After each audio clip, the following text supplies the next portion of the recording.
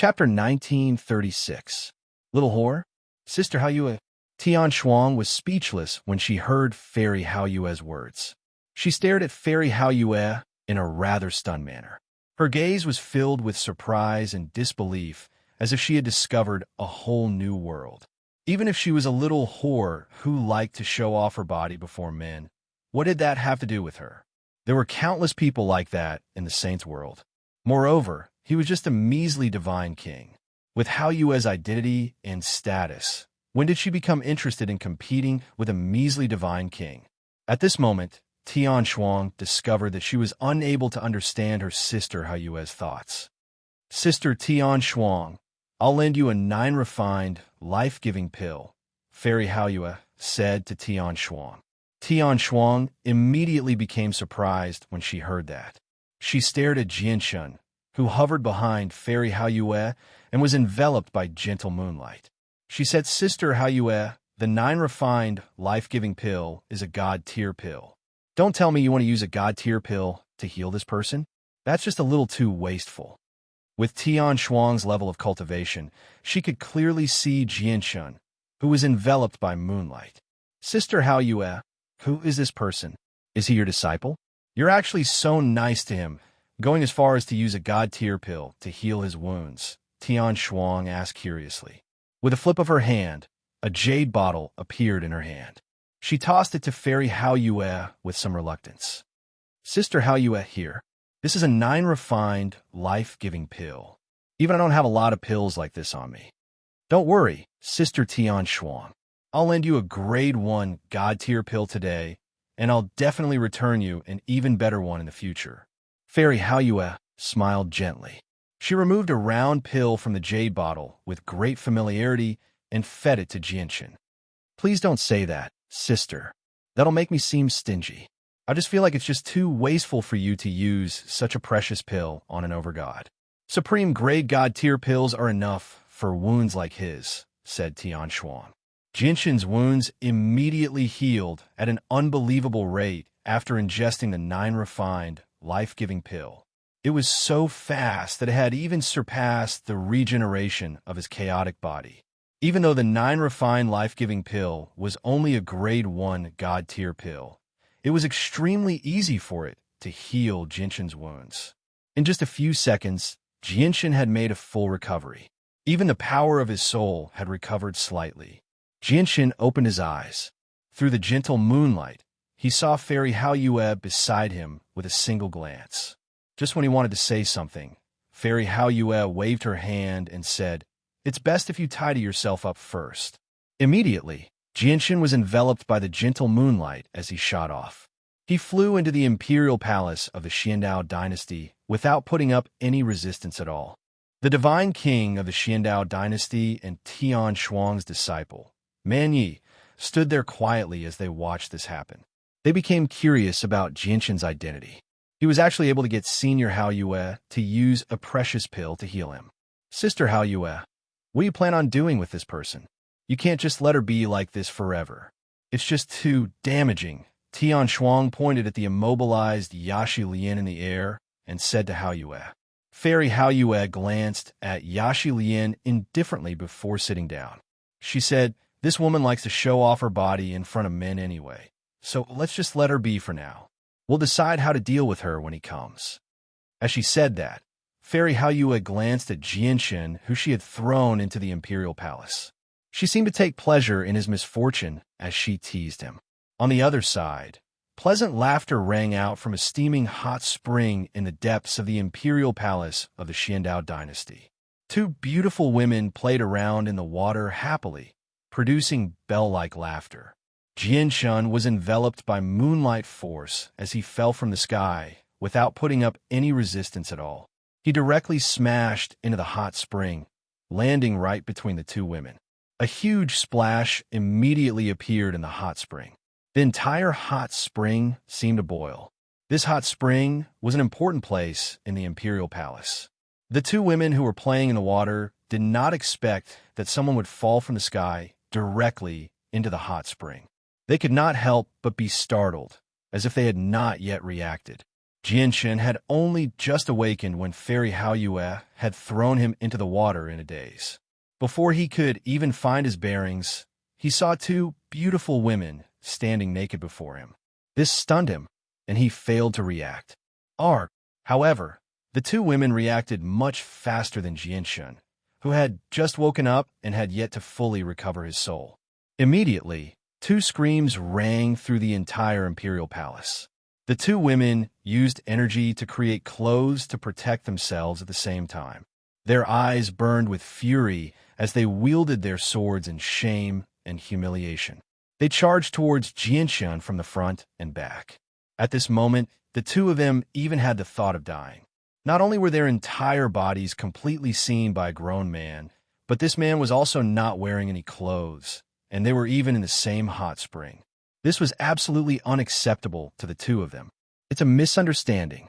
A misunderstanding. Ladies, please calm down. Jianshan dodged the attacks of the two women in a fluster. He did not even bother to wash off the blood on his body. He took out a set of clothes in a panic and fled, turning into a blur as he rushed over. By now, it was impossible for him to not understand that Fairy Haoyue had tricked him. She had purposefully tossed him here. Where did this pervert come from? Don't even think about escaping. I won't stop until I kill you today.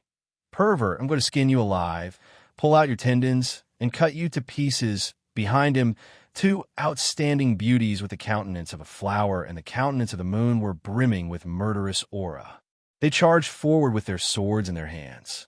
A powerful energy fluctuation shrouded their entire bodies. It was impossible to see their true appearances. However, the two women were only gods, so it was impossible for them to catch up to Jianshan. In the blink of an eye, they had lost track of Jianshan. Quick, capture this pervert. Don't let him escape, a woman called out. Her voice rang through the entire imperial palace. Immediately, the entire imperial palace began to move. Groups of powerful guards shot over with lightning speed. There were many overgods among them as well. Why are there so many experts in the surroundings? Just where has Fairy Haoyue taken me? Jianshan immediately felt a headache when he sensed the powerful presences in the surroundings. He felt like he had just woken up from a dream. He was still rather confused, unable to understand his surroundings at all. He wanted to investigate with the senses of his soul, but the senses of his soul were suppressed far too severely here. With the power of his soul that had yet to recover, the senses of his soul were basically useless. Sir, please state your identity. At this moment, four middle-aged men appeared around Jianshan silently. They stared at Jianshan emotionlessly as their powerful presences locked onto Jianshan firmly. Jianshan's face changed slightly.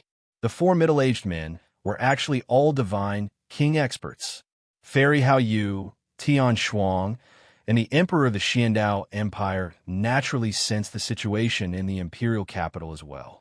They watched the competition excitedly from the floating garden. The muscles on the Xiandao divine emperor's face twitched unnaturally. After bowing to Tian Shuang and Haoyue, he quickly rushed over. Sister Haoyue, I never thought you'd be in the mood for this. Look at how horrible the puny overgod is. You've made him miserable. Sister Haoyue, I'm becoming more and more confused about your relationship with this overgod. Tian Shuang giggled. Chapter 1937. Jianshan was surrounded by the four divine king experts of the Xiandao dynasty.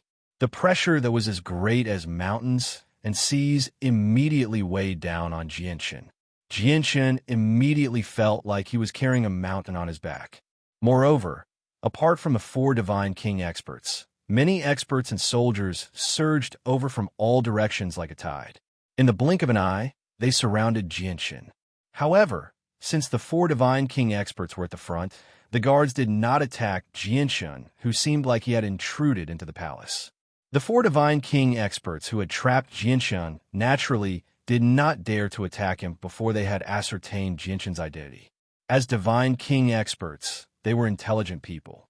Putting aside just how tight the security of the palace was and how tight the formations were, just the many divine king experts hidden in the palace was not a line of defense that a lord could break through. However, not only did this lord break through the surveillance of the divine king experts, but he had also appeared in the palace silently. Even the various formations in the palace were useless against him. This did not make sense. "Greetings, your majesty." At this moment, all the guards in the surroundings called out in unison. Jianshun looked over when he heard the voice. He saw a middle-aged man in dragon robes with an extraordinary bearing and a dignified bearing hovering in the air. This person was the divine king of the Xiandao dynasty. "Your majesty?" Jianshun was slightly puzzled. He silently examined his surroundings. Even now, he still did not know where he was. Although he guessed that he might have come to a dynasty, he did not know which one. The divine king of the Xiandao dynasty hovered in the air and stared at Jianshun expressionlessly. He seemed to be carefully examining Jianshun as if he wanted to see through him. "Pervert, where are you going?"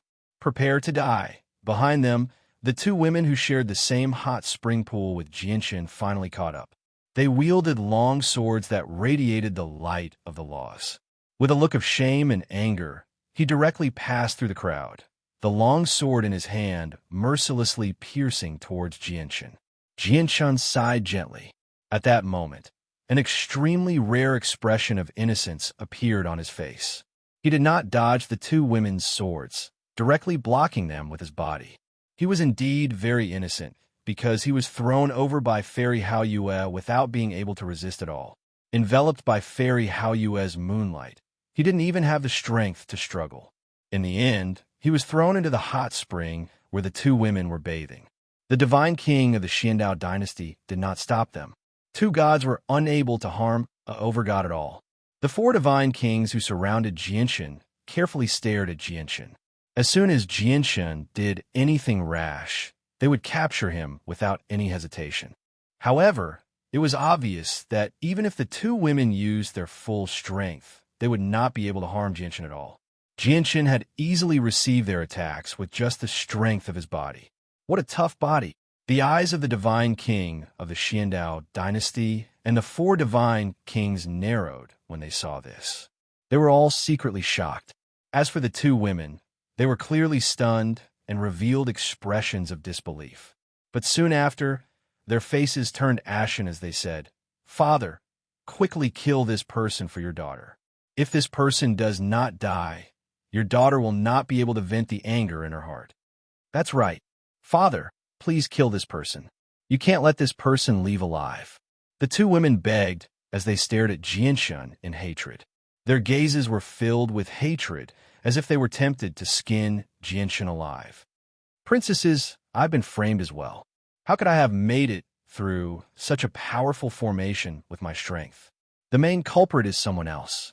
I'm willing to find the main culprit so that she can give us an explanation," Jianshun said righteously with a stern face. He was extremely furious inside, and he hated Fairy Hao Yue to the core. The faces of the two princesses immediately sank when they heard that there was someone else behind this. Just when they were about to say something, the divine king of the Xiandao dynasty raised his hand in time to stop them. He said firmly, "Enough, we'll talk about this later. Xing Erlon, you can go back first. You can all disperse as well." The Xiandao emperor clearly said the last sentence to the surrounding guards. "Yes, your majesty." The experts gathered in the surroundings all backed off. The four divine king who had surrounded Jianshun naturally understood that the overgod before them possessed quite a great background when they saw how the Xiandao emperor clearly did not intend to pursue the matter. They all glanced at Jianshun deeply. Afterwards, they silently vanished. "Father, you have to stand up for us." The two women were frantic as they felt wronged. Naturally, they could tell that the Xiandao emperor clearly did not plan on pursuing the matter. The Xiandao emperor sighed secretly. He felt very helpless. He had personally witnessed Jianshun being tossed over by the senior, that even the ancestor had to treat with respect. Even if he wanted to pursue the matter, he did not have the courage to do so. At this moment, Jianshun's eyes narrowed. He stared at Fairy Hao Yue, who hurried over from afar. He said with an ugly expression, "Fairy Hao Yue, you have to give me an explanation for this." Jianshun said that boldly.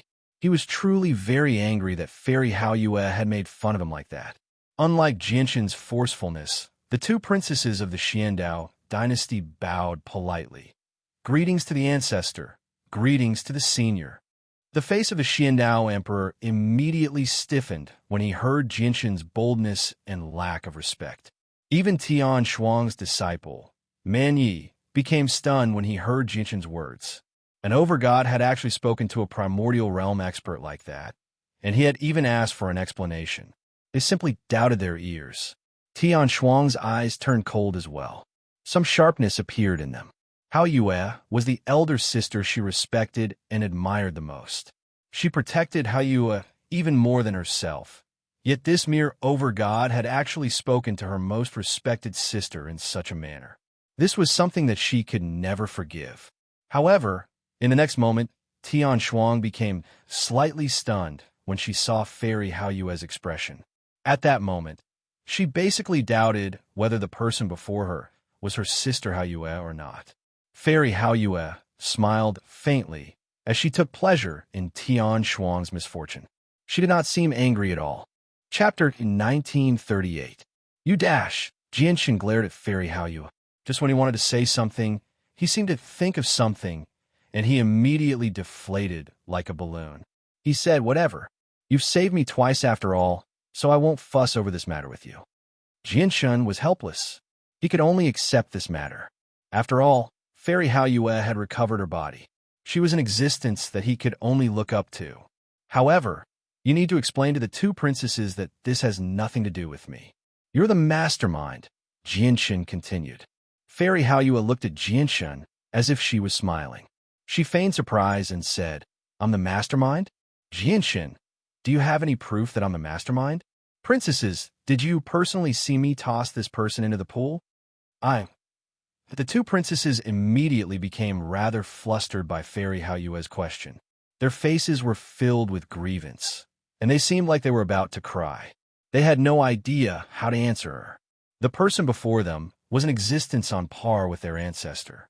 Her status was so great that even as princesses of the Xiandao dynasty, they struggled to remain composed before someone like that. Let alone the two of them. Even the emperors of the Xiandao Empire would struggle to see the ancestor of a primordial realm expert. If it were not for the fact that their ancestor had specially emerged from the forbidden grounds to see their sister, they probably would not have been able to see their ancestor even once in several tens of thousand years. They were supreme existences in the Xiandao dynasty. They were like gods. The two princesses felt indescribably nervous before someone like that. The two princesses could not help but glance at Jinshan secretly. Their eyes were still filled with undisguised anger. However, to their surprise, Jinshan's behavior was completely different from theirs. Jinshan did not show any respect towards the two primordial realm experts at all. He stood there calmly as his face was filled with resentment and some anger. He glared at the senior that even their ancestor had to treat well. Jinshan's composure made the two princesses grit their teeth in resentment. At the same time, they became rather curious. However, their curiosity was drowned out by their anger and humiliation. They clenched their teeth as hatred filled their eyes. Sister Hao Yue, stop making fun of the younger generation. Look at how frightened they are, Tian Shuang said helplessly. Tian Shuang rubbed her temples and said in an extremely speechless manner. Fairy Hao Yue's actions were completely meaningless in her eyes. They were both primordial realm experts. These weak juniors were like ants in their eyes, so how could they be in a mood to make fun of them? Moreover, Hao Yue had always maintained a cold and proud image in her heart. Now that she had suddenly become so mischievous, actually having the time to make fun of the younger generation, Tian Shuang found it very difficult to adapt. Xinglan, you can leave, the emperor of the Xiandao dynasty said in a dignified voice. Yes, father. The two princesses bowed towards the emperor, Tian Shuang, and Hao Yue politely. Tears of grievance flickered in their eyes as they glared at Jinshan viciously. They backed off unhappily with pouted mouths. They had also guessed that Jinshan had some sort of relationship with his senior, that even their ancestor had to treat well. With such an expert behind them, they definitely would not be able to make up for what they had suffered. Even their father would not be able to help them. Fairy Hao Yue could not help but smile as she watched Xing and Lan'er leave in such a pitiful manner. She said, "You two little girls, don't act like you've suffered a great loss. If the two of you can become his wives, the Xiandao dynasty will definitely rise in status in the future. All your ancestors will benefit from it. Right now, I've given you a good start. Whether or not you can grasp this once-in-a-lifetime opportunity will depend on your choice." Fairy Haoyue, what are you talking about? Jianchen stared at Fairy Haoyue with a pale face. He had no idea what Fairy Haoyue was planning. "Jianchen, don't think that I'm just toying with you. These two girls aren't as simple as they seem on the surface." Fairy Haoyue's voice rang out in Jianchen's head. Xing, and Lan immediately felt their faces heat up when they heard Fairy Haoyue's words. They almost flew into a rage out of humiliation. If someone else had said that, the two of them definitely would have charged over and killed them without any regard for the consequences. They would have cut off the person's tongue. However, they would never dare to do something like that before Fairy Haoyue. As a result, they could only act like they had not heard anything and quickly leave. However, the Emperor and Tian Shuang, who believed they understood Fairy Haoyue better, stared at Jianshan in surprise when they heard Fairy Haoyue's words. The two of them definitely did not believe that Fairy Haoyue was spouting nonsense. Since she had said that, it meant that the puny overgod before them was definitely not simple. "Sister Haoyue, may I ask who this brother is?" Tian Shuang stared at Jianshan as she became stern for the first time. This was the first time she had looked at a puny overgod so sternly since she had reached the primordial realm. "He's Jianshan," said Fairy Haoyue. Jianshan, Tian Shuang, and Xiandao Shenwang looked puzzled. This name was very unfamiliar to them.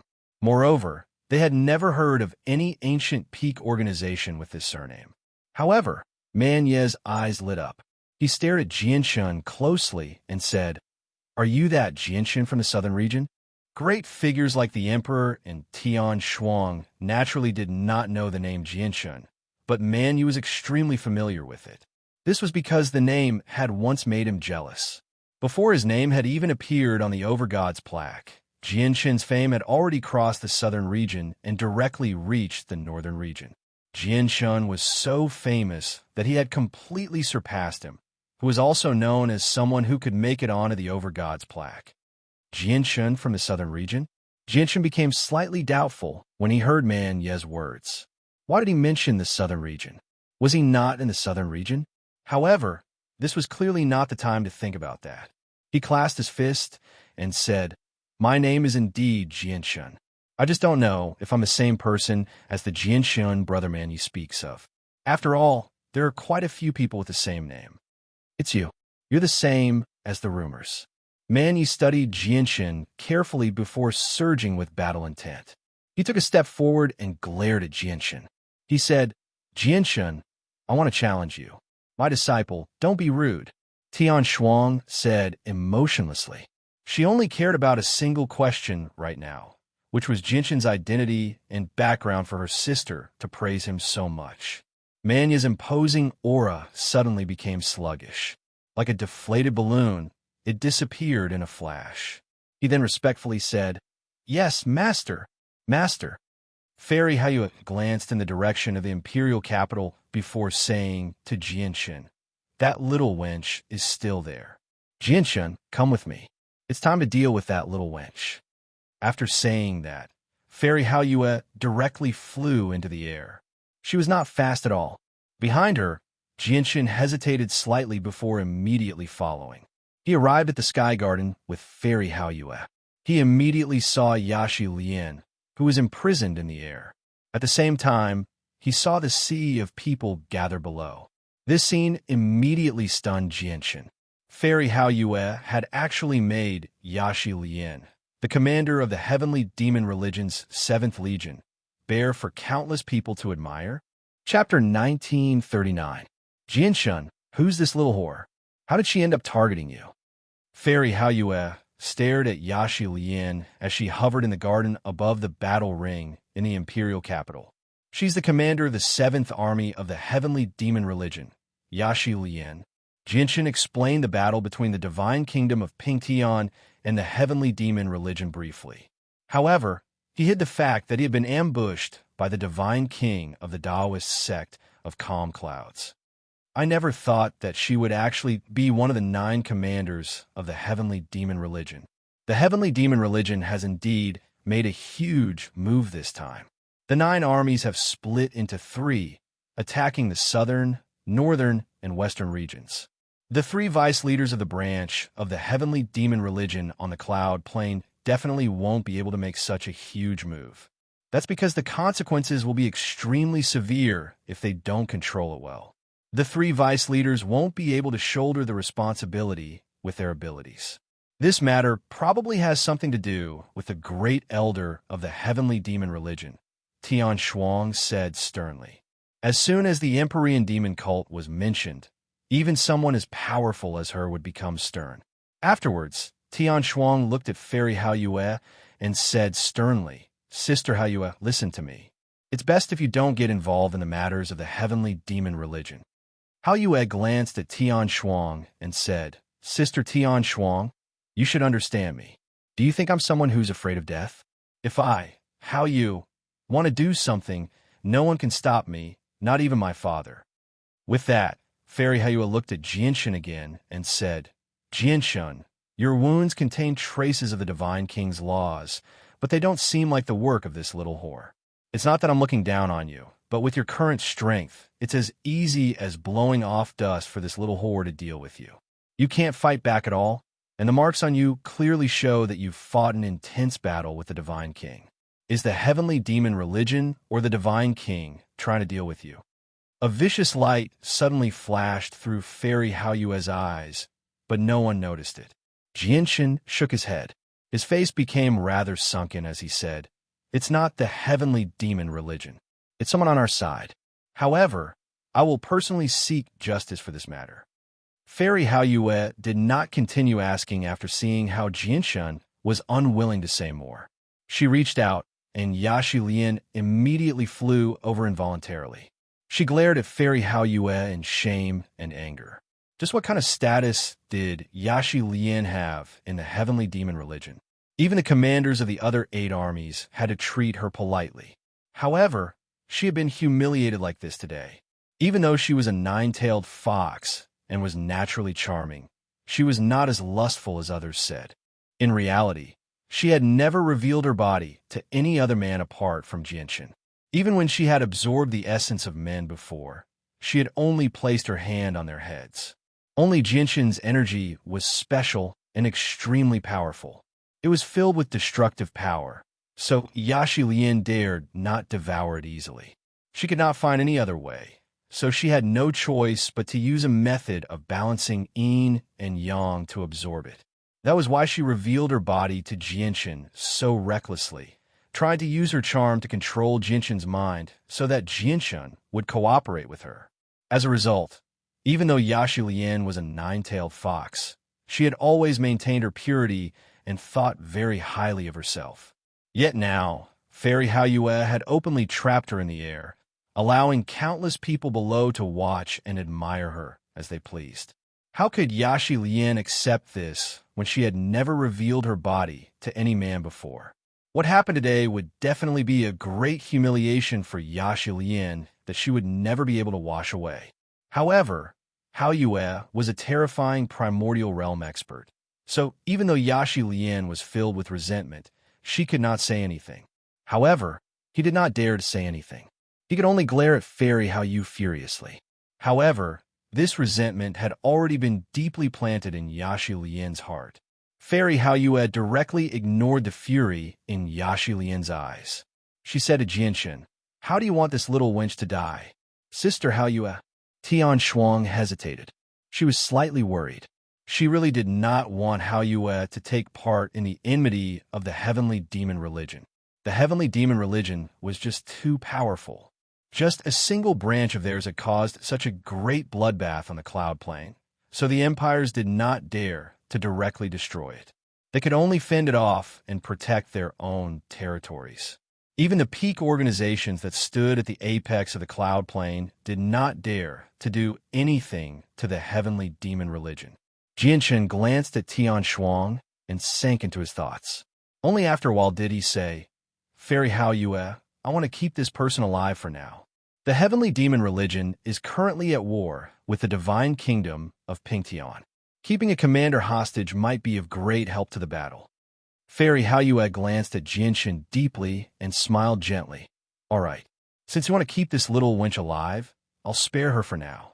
Her cultivation has already been sealed up by me, so she can't use the strength of the divine king. As a result, you don't need to worry about her posing any threat to you. Just let her stay by your side for the next few days and watch over you properly. I'll let you have a taste of this little wench. Jianshan let out a sigh of relief inside when he heard Fairy Hao Yue's words. In reality, he did not wish for Fairy Hao Yue to fall out with the heavenly demon religion because of him. If that happened, he would be harming Fairy Hao Yue. However, what Fairy Hao Yue said towards the end left Jianshan completely speechless. He discovered that Fairy Hao Yue seemed to like teasing people more and more after recovering her strength. She was like a completely different person compared to her coldness and sternness in the past.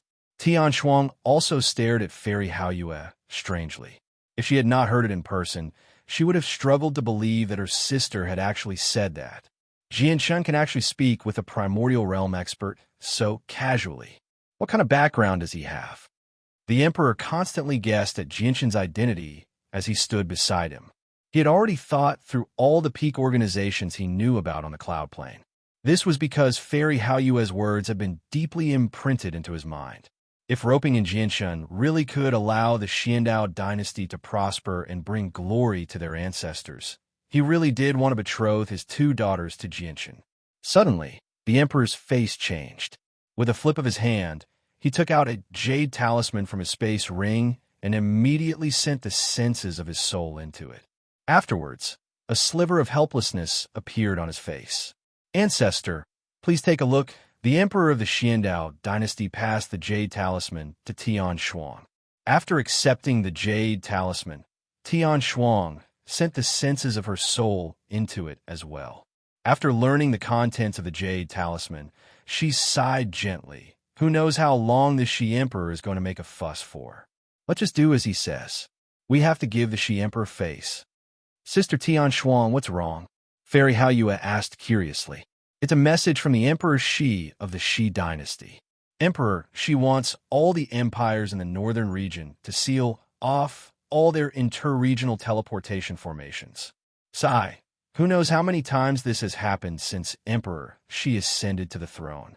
However, whenever Emperor Shi wants us to seal off the teleportation formations, experts of the imperial family will die. They will be personally slain by Emperor Shi. There are even many primordial realm experts among them. Tian Shuang sighed gently. Fear appeared in her eyes when she mentioned Emperor Shi. What? This Emperor Shi has even killed primordial realm experts of the imperial family? Fairy Hao Yue was slightly surprised. Exactly. Who knows what's wrong with Emperor Shi? Ever since he ascended to the throne, the imperial family of the Shi dynasty has never had peace.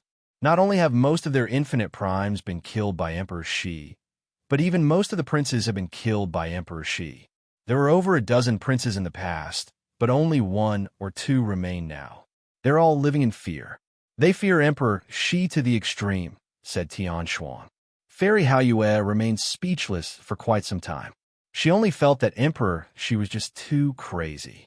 He had even killed so many infinite primes from his own clan. Wouldn't an expert like that be worshipped like an ancestor wherever he went? Jianshan was shocked as well. Infinite primes were mountains that he could only look up to. They were peak experts. Some divine kingdoms would immediately become empires once they gained an infinite prime. However, from what Tian Shuang had said, infinite primes were actually so worthless in the Shi dynasty. Emperor Shi had actually killed most of them by himself. This was just too shocking. At this moment, a terrifying pulse of energy swept through the sky of the imperial capital with unbelievable speed. Looking up, a transparent, blue barrier had suddenly appeared in the sky. The barrier seemed thin, but the energy within it was so terrifying that it shocked Jianshan. Tian Shuang stared at the energy barrier and became very stern.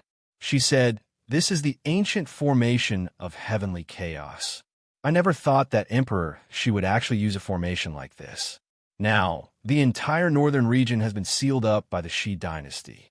Not only is no one able to leave the northern region, but even teleportation formations have been rendered useless. The Disk of Heavenly Ways is useless as well. It looks like Emperor Shi is dealing with someone important this time. At this moment, the power of laws in the surroundings suddenly fell into chaos. Deafening booms rang out in outer space as terrifying ripples of energy formed a storm, wreaking havoc in outer space. It caused space to distort and shatter as huge cracks appeared. Jian Chun stared over. He could vaguely see two balls of light condensed from laws constantly colliding in the extremely distant outer space. Each time they collided, they would erupt with devastating power. It was truly enough to shock the world and make gods weep. It's a battle between two chaotic primes. Fairy Haiyue also stared at the sky and said indifferently, Chapter 1940. Then why is Emperor Shi attacking his own people?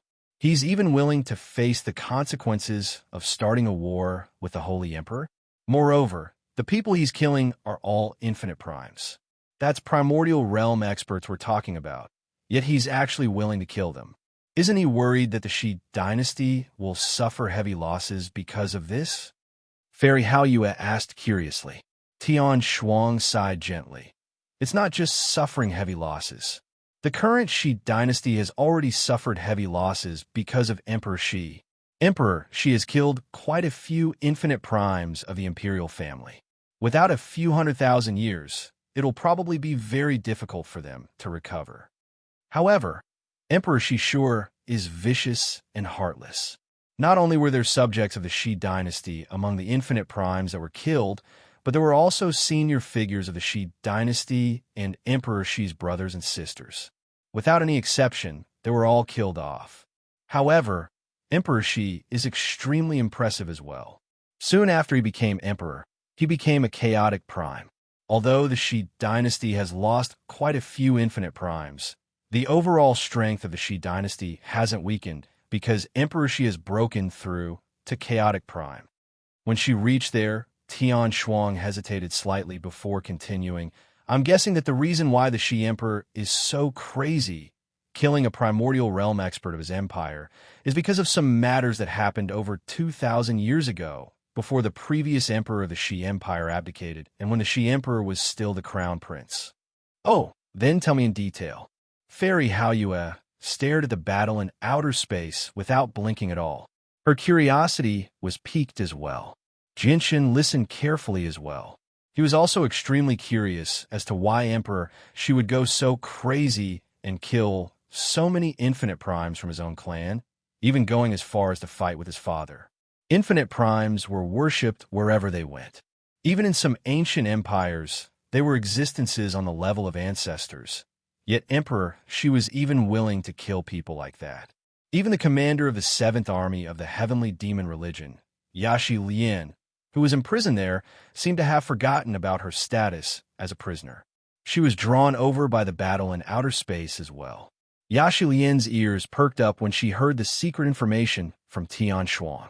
After a moment of thought, Tian Shuang said, in the past, when the current emperor Shi was still the crown prince, his talent was extremely outstanding. Out of the over a dozen crown princes of the Shi dynasty, Emperor Shi was the most dazzling. His brilliance outshone all the other princes of the Shi dynasty. Even the old emperor treated Emperor Shi in a new light. So Emperor Shi naturally became the person with the greatest chance of becoming emperor. In any empire, the struggle for the throne is unavoidable. Emperor Shi's brilliance naturally made the other crown princes jealous, making him the greatest obstacle to many crown princes becoming Emperor Shi. As a result, all the crown princes of the Shi dynasty viewed Emperor Shi as a thorn in their side. They all wanted to remove him. However, Emperor Shi has always treated the throne as nothing in all these years. He has no intention of fighting for the throne of the Shi dynasty. As a result, the crown princes of the Shi dynasty have never moved against Emperor Shi. This continued until several thousand years ago, when the old emperor of the Shi dynasty broke through to chaotic prime and was about to abdicate. However, the old emperor intended for Emperor Shi to inherit the throne, which naturally made all the crown princes of the Shi dynasty displeased. As a result, all the crown princes began to move secretly, targeting Emperor Shi. Tian Shuang's expression changed slightly when she reached there. She looked at Emperor Shi, who was engaged in an intense battle with the great holy emperor in outer space. Sympathy and understanding appeared in her eyes as she continued. One of the most shocking matters happened when Emperor Shi and his wife were hunted down by many crown princes of the Shi dynasty on their way back to their family. In the Shi Empire, aside from the Shi Emperor, who has no interest in the position of emperor and has never tried a rope in any of the authoritative members of the upper echelon of the empire, the other princes have all nurtured a force that belongs to them. They either have the support of a senior member of the imperial family or infinite prime subjects.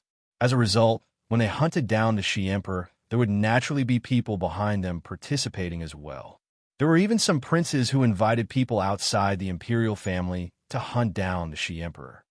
That time, there were over a dozen infinite primes who hunted down Emperor Shi and his wife. They chased the couple to the point where they had nowhere to go.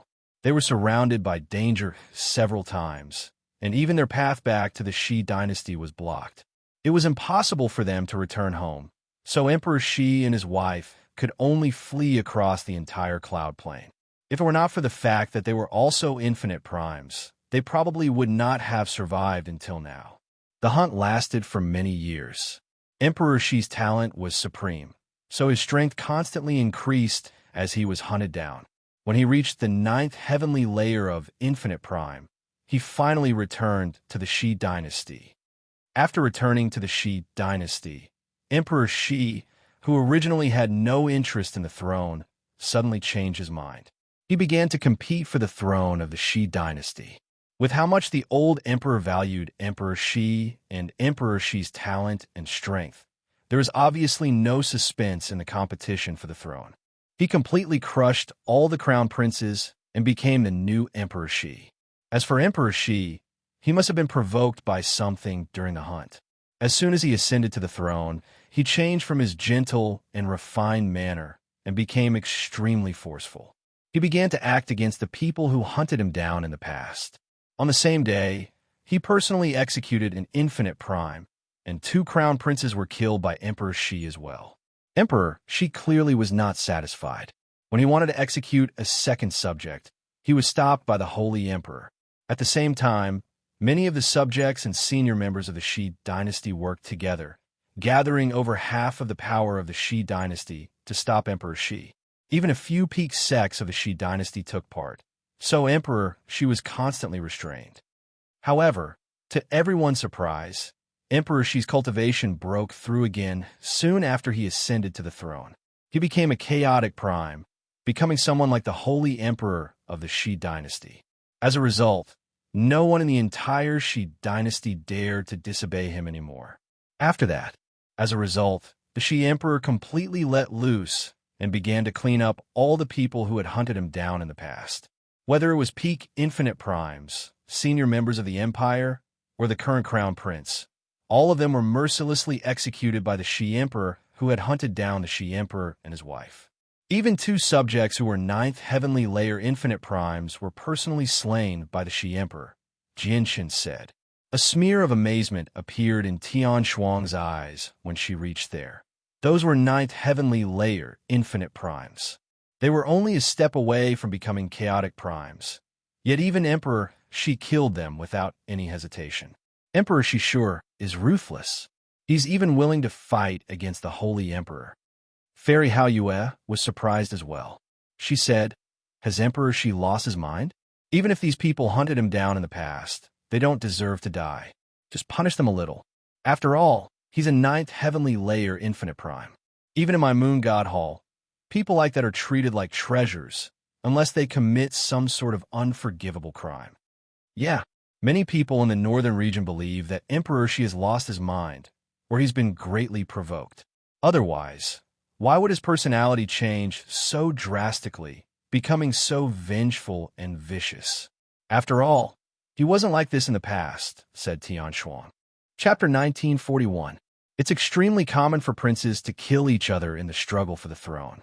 However, once a crowned prince ascends to the throne, he'll prioritize the bigger picture in order to preserve the strength of the empire. He'll let go of some grievances and just punish them slightly or send them to distant regions to guard important locations.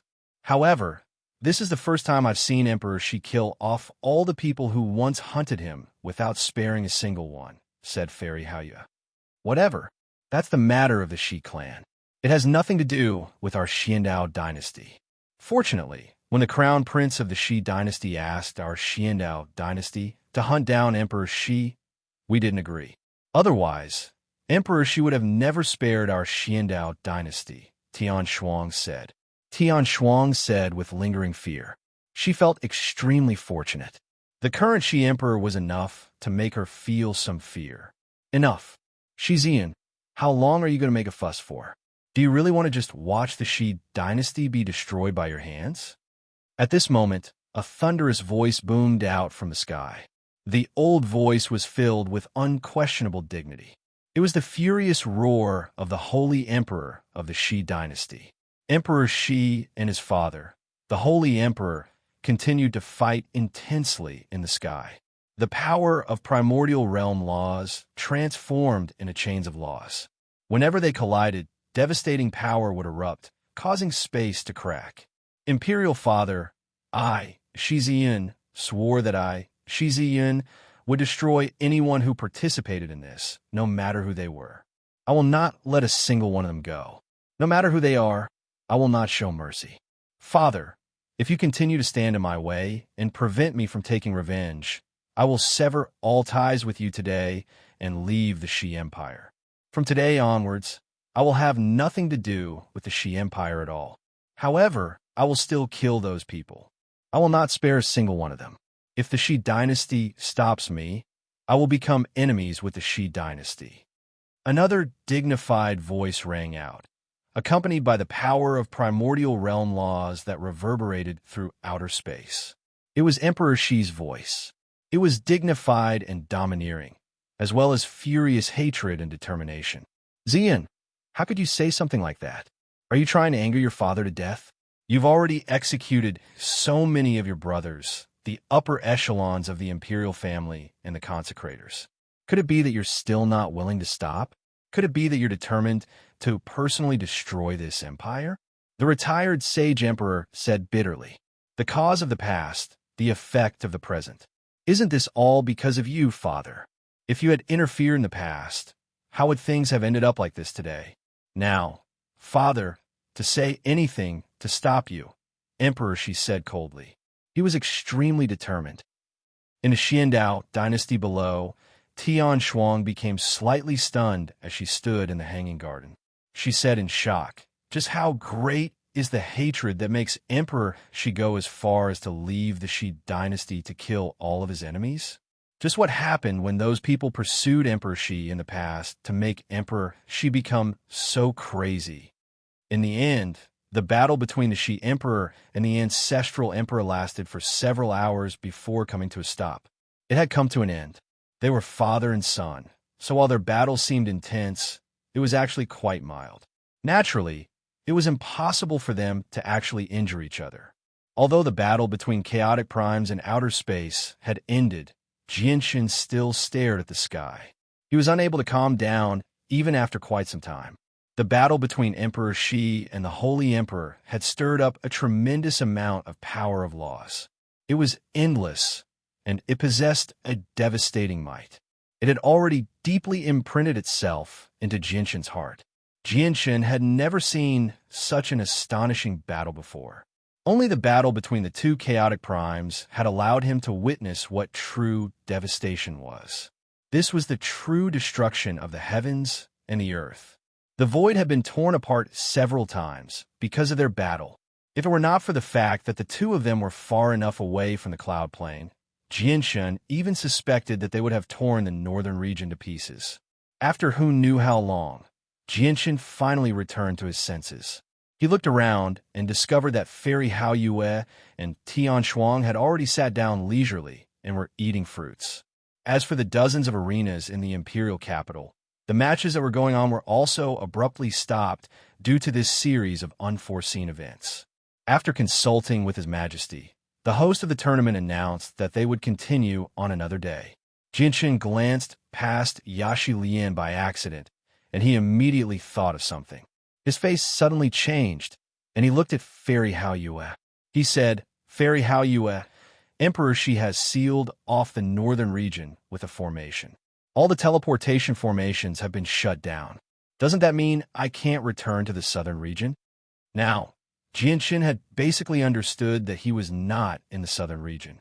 Instead, he was in the extremely distant northern region. If the southern region was the world of the Blood Sun Empire, then the northern region was the world of the Shi dynasty. Fairy Hao Yue glanced at Jinshin and said, "That's right. You really can't return to the southern region right now. Unless you come across a grandmaster whose comprehension of formations surpasses the formation, it'll be very difficult to break through the seal. Even a god artifact like the Disc of Heavenly Ways will be useless." Jinshin's face immediately became ugly when he heard that. His face was filled with worry. Siyu, Houston, Ruijin, Honglian, and Blackfish were all still on the battlefield in the divine kingdom of Pingtian. With their strength, accidents could happen at any time on a battlefield where even overgods struggled to protect themselves. If he was not there, no one from his side would look after them, given how the divine king of the Taoist sect of Calm Clouds wanted to launch a sneak attack on him and kill him. Although he was known as a supreme overgod on the overgods plaque, Jinshin could already tell that even if he was a supreme overgod, they would not take any special care of him as long as he was not on their side. As a matter of fact, not only would they not take care of him, but they would even be eager for something to happen to him. This was because they did not wish for the divine kingdom of Pingtian to truly become powerful, as it would threaten their own interests and shake their status. Although the divine king, a primordial realm expert, was present, preventing them from attacking him openly, it was completely possible for them to leave him in the lurch. They could even kick him when he was down. Then are there any other ways to return to the southern region in a short amount of time? Jinshin asked, unwilling to give up. He was very worried. If he was not there, he really would not be able to stop worrying about Siyu, Houston, and the others. Fairy Hao Yue glanced at Jinshin as she ate her fruit leisurely. She scoffed, "Even the people on your side are targeting you, and it's the Divine King. If I hadn't arrived in time, you probably would have been sucked dry by this little whore. You can't even protect yourself, yet you're in such a hurry to return. You're just going to die. I will naturally settle this debt, but many of my friends are on the battlefield. The White Tiger, Houston, and Senior Ruijin are all there. If something happens to them..." Jinshin hesitated. He was extremely worried. Fairy Hao Yue was surprised. She knew about Jinshin's relationship with these people. After a moment of hesitation, she said seriously, "With the northern region sealed up by Emperor Shi, there's nothing I can do if you want to return to the southern region. However, you can ask Sister Tian Shuang. As an ancient empire, the Xiandao dynasty naturally has regional teleportation formations. Sister Hao Yue, please don't make things difficult for me. The sealing of the teleportation formation was personally ordered by Emperor Shi. There's barely anyone who dares to disrespect Emperor Shi in the northern region now. Moreover, you've seen how forceful and vicious Emperor Shi is," Tian Shuang said with a headache. She was in a very difficult spot. Chapter 1942. Senior Tian Shuang. May I ask if there are any other ways to leave the northern region? Has Emperor Shi not left any places behind after locking up the northern region? Jinshin asked. He had no idea how long the northern region would remain locked up.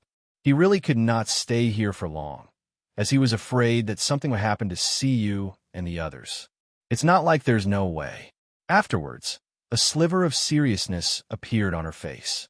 She said, "Although Emperor Shi has locked up the northern region, there are still a few special places that are not restricted by the seal. The God's Fallen Clan is one of them." The God's Fallen Clan? Fairy Hao Yue murmured in doubt. She had stayed in the northern region for quite some time now, so she basically understood the various organizations in the northern region.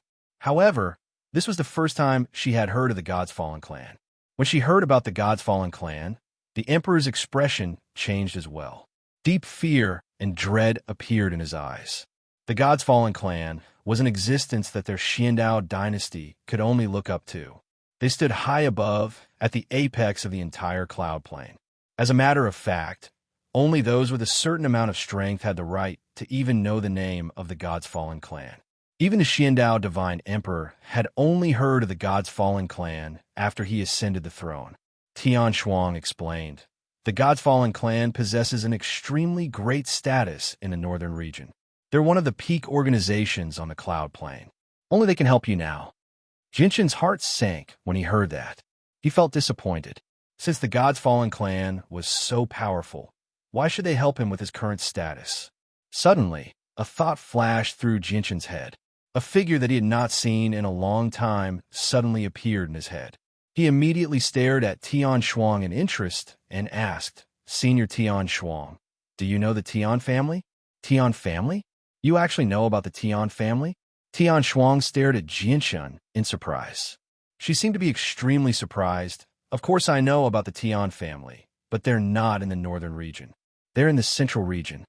"Sister Tian Shuang, tell me where the God's Fallen clan is," said Fairy Hao Yue at this moment.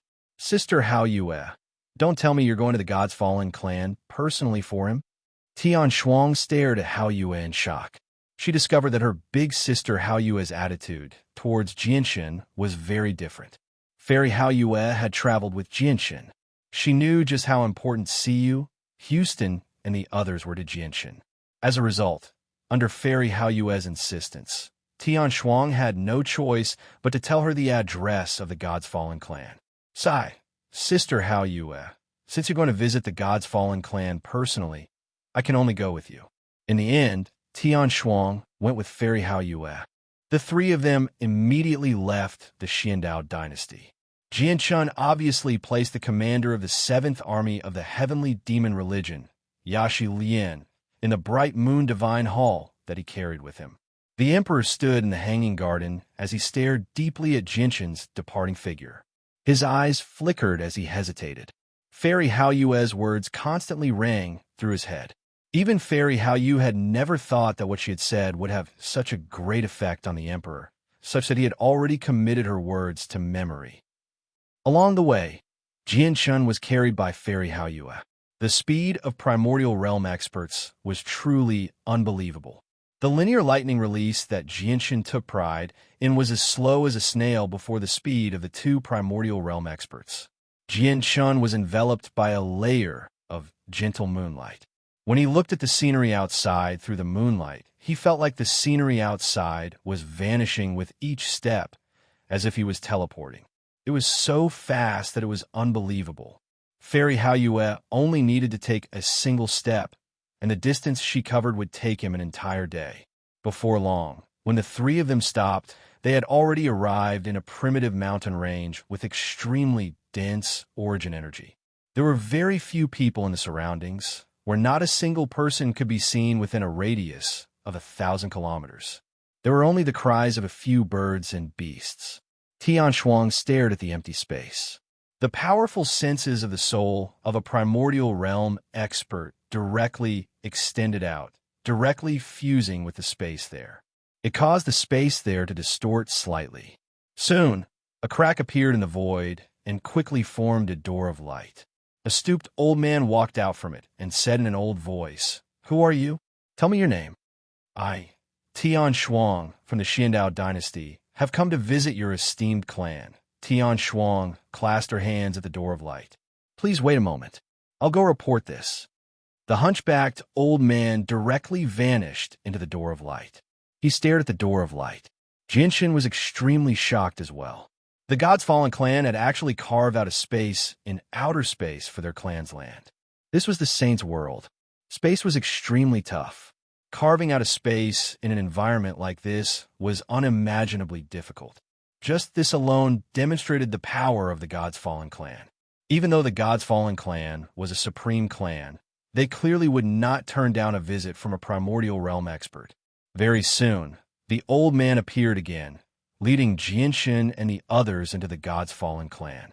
As soon as he entered the God's Fallen clan, Jianshun was drawn over by the origin energy that was so dense that it had almost liquefied. He discovered that not only was the origin energy extremely abundant in the God's Fallen clan, but even the laws of the world seemed to have become slightly clearer. Not only would cultivation increase extremely rapidly in an environment like this, but it could be described as skyrocketing. There is no need to absorb divine crystals at all. Even comprehending the laws of the world was much easier than outside. Jianshun became careful after entering the God's Fallen clan. He even hid the twin swords in his body deeply. If he were still a deity or god, he would never have dared to enter the God's Fallen clan, as he was afraid that some powerful primordial realm experts would see through him. However, he was no longer the same as before. He was confident that even primordial realm experts would struggle to see through him without coming into contact with him. The patriarch is waiting for you in the main hall. Please come with me. The hunchbacked old man led the way. In the end, he brought Jianshun's group to a majestic divine hall. At the same time, a figure shot towards the God's Fallen clan with lightning speed in the outside world. He seemed to be fleeing crazily. He moved extremely quickly, even faster than Fairy Hao Yu and Tian Shuang when they hurried over. Chapter 1943. Shi Ziun, do you think you can do whatever you want in the northern region just because you've become a chaotic prime? That's only limited to the Shi dynasty. The God's Fallen clan is a place where you don't dare to act recklessly. Moreover, you were once a loner and you lack connections. You've never visited the God's Fallen clan, so you don't have any ties with them at all. On the other hand, the old man has been the imperial protector of the Shi dynasty for so long. He hasn't wasted his time like you. The old man is already on good terms with several elders in the God's Fallen clan, and the current patriarch of the God's Fallen clan has received kindness from the old man before he became the patriarch. As long as the old man comes to the God's Fallen clan, what can you do to me even if you're the current emperor Shi of the Shi dynasty? The old man doesn't ask for the protection of the God's Fallen clan. He just wants to borrow the teleportation formation. With the old man's relationship with the elders and the current patriarch, how can they refuse such a small request? The old man hurried towards the God's Fallen clan as a strange light flickered through his eyes. This was the light of hope for him to escape from this disaster. Jianshun, Fairy Hao Yue, and Tian Shuang sat on chairs in a majestic divine hall within the God's Fallen clan. At the front of the hall sat a middle-aged man in luxurious clothes. He had an extraordinary bearing and a dignified bearing. The middle-aged man was the current patriarch of the God's Fallen clan. Jianshun did not even have the right to speak here. The patriarch of the God's Fallen clan did not take him seriously at all. As a matter of fact, he did not even glance at Jianshun the entire time. He completely treated Jianshun as Fairy Hao Yue and Tian Shuang's subordinate. The people who conversed with the patriarch of the God's Fallen clan were Fairy Hao Yue and Tian Shuang. Only the two of them, primordial realm experts, had the right to speak here. Jianshun did not care about any of this. He seemed to sit there calmly, but he was secretly worried inside. Whether he could return to the southern region through the teleportation formation of the God's Fallen clan depended on Fairy Hao Yue and Tian Shuang. The patriarch of the God's Fallen clan is just a divine king. In the supreme God Fallen clan, a divine king obviously doesn't have much authority. It looks like the patriarch of the God's Fallen clan can't make some important decisions. Jianshun also secretly studied the patriarch of the God's Fallen clan. He guessed that the patriarch of the God's Fallen clan was probably equivalent to a caretaker. He was responsible for dealing with daily matters. Family head, to tell you the truth, we came this time because we wish to borrow your clan's transportation formation. After exchanging some pleasantries, Tian Shuang explained the purpose of her visit. You want to borrow a teleportation formation? The patriarch looked at Fairy Hao Yue and said, Are you involved in the matter of Emperor Shi as well? That's not it. Tian Shuang shook her head. This is my sister. She's called Hao Yue. She came because she had urgent matters to attend to and needed to leave the northern region. However, the northern region has been sealed up by Emperor Shi, and even the disk of heavenly ways has lost its effects. As a result, we could only disturb your esteemed clan. Hao Yue, Why does this name sound familiar? The patriarch of the God's Fallen clan murmured with a frown. Tian Shuang smiled. As for my sister's name, I think it's not just the patriarch who's familiar with it. Even with the entire Saints world in perspective, as long as you possess a certain amount of status, you won't be unfamiliar with it. After all, the only people who can shake up the entire Saints world, aside from the supreme experts who stand at the very apex, are the people who sit on the Divine King's throne. The patriarch of the God's Fallen clan seemed to think of something when he heard about the Divine King's throne. A gleam of light immediately flashed through his eyes, and he stared at Fairy Hao Yue in surprise. He immediately stood up and clasped his fist. I never thought it would be the renowned Senior Hao Yue who sits on the Divine King's throne. I've heard of Senior's great name for a long time now. I never thought I would be able to see Senior in person today. I'm truly honored. The patriarch of the God's Fallen clan was indeed extremely surprised. He had indeed admired the name Hao Yue in the past. Even a few elders of the clan had judged her. However, he had never thought that she would actually be a woman. Jianshen was secretly amazed when he heard that. He could not help but study Fairy Hao Yue carefully. He was greatly surprised. He had never thought that Fairy Hao Yue was actually an expert who sat on the Divine King's throne in the past. I've seen two experts who sit on the Divine King's throne. One of them is Protector Shui of the Ice Goddess Hall, ranked 9th on the Divine King's throne. The other one is Aladona, known as the greatest Divine King of the God Clan. She's ranked beyond the 100th on the Divine King's throne. I wonder what was Fairy Hao Yue's ranking on the Divine King's throne in the past. Jianshen suddenly thought of something and became rather curious. However, he clearly could not bring himself to ask that in a situation like this. You're too polite, Patriarch. May I ask about the teleportation formation? Fairy Hao Yue clasped her fist. The patriarch of the God's Fallen clan sighed gently and revealed a troubled expression. Just when he was about to say something, his face suddenly changed, and he looked outside the hall.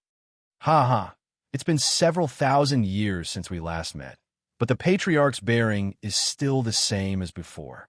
At this moment, an old voice rang out from outside. As he spoke, an old man strode in from outside. So, it's the imperial protector of the Shi dynasty. The patriarch of the God's Fallen clan stood up and welcomed him politely. The reason why he could become the patriarch of the clan was because of the imperial protector's assistance.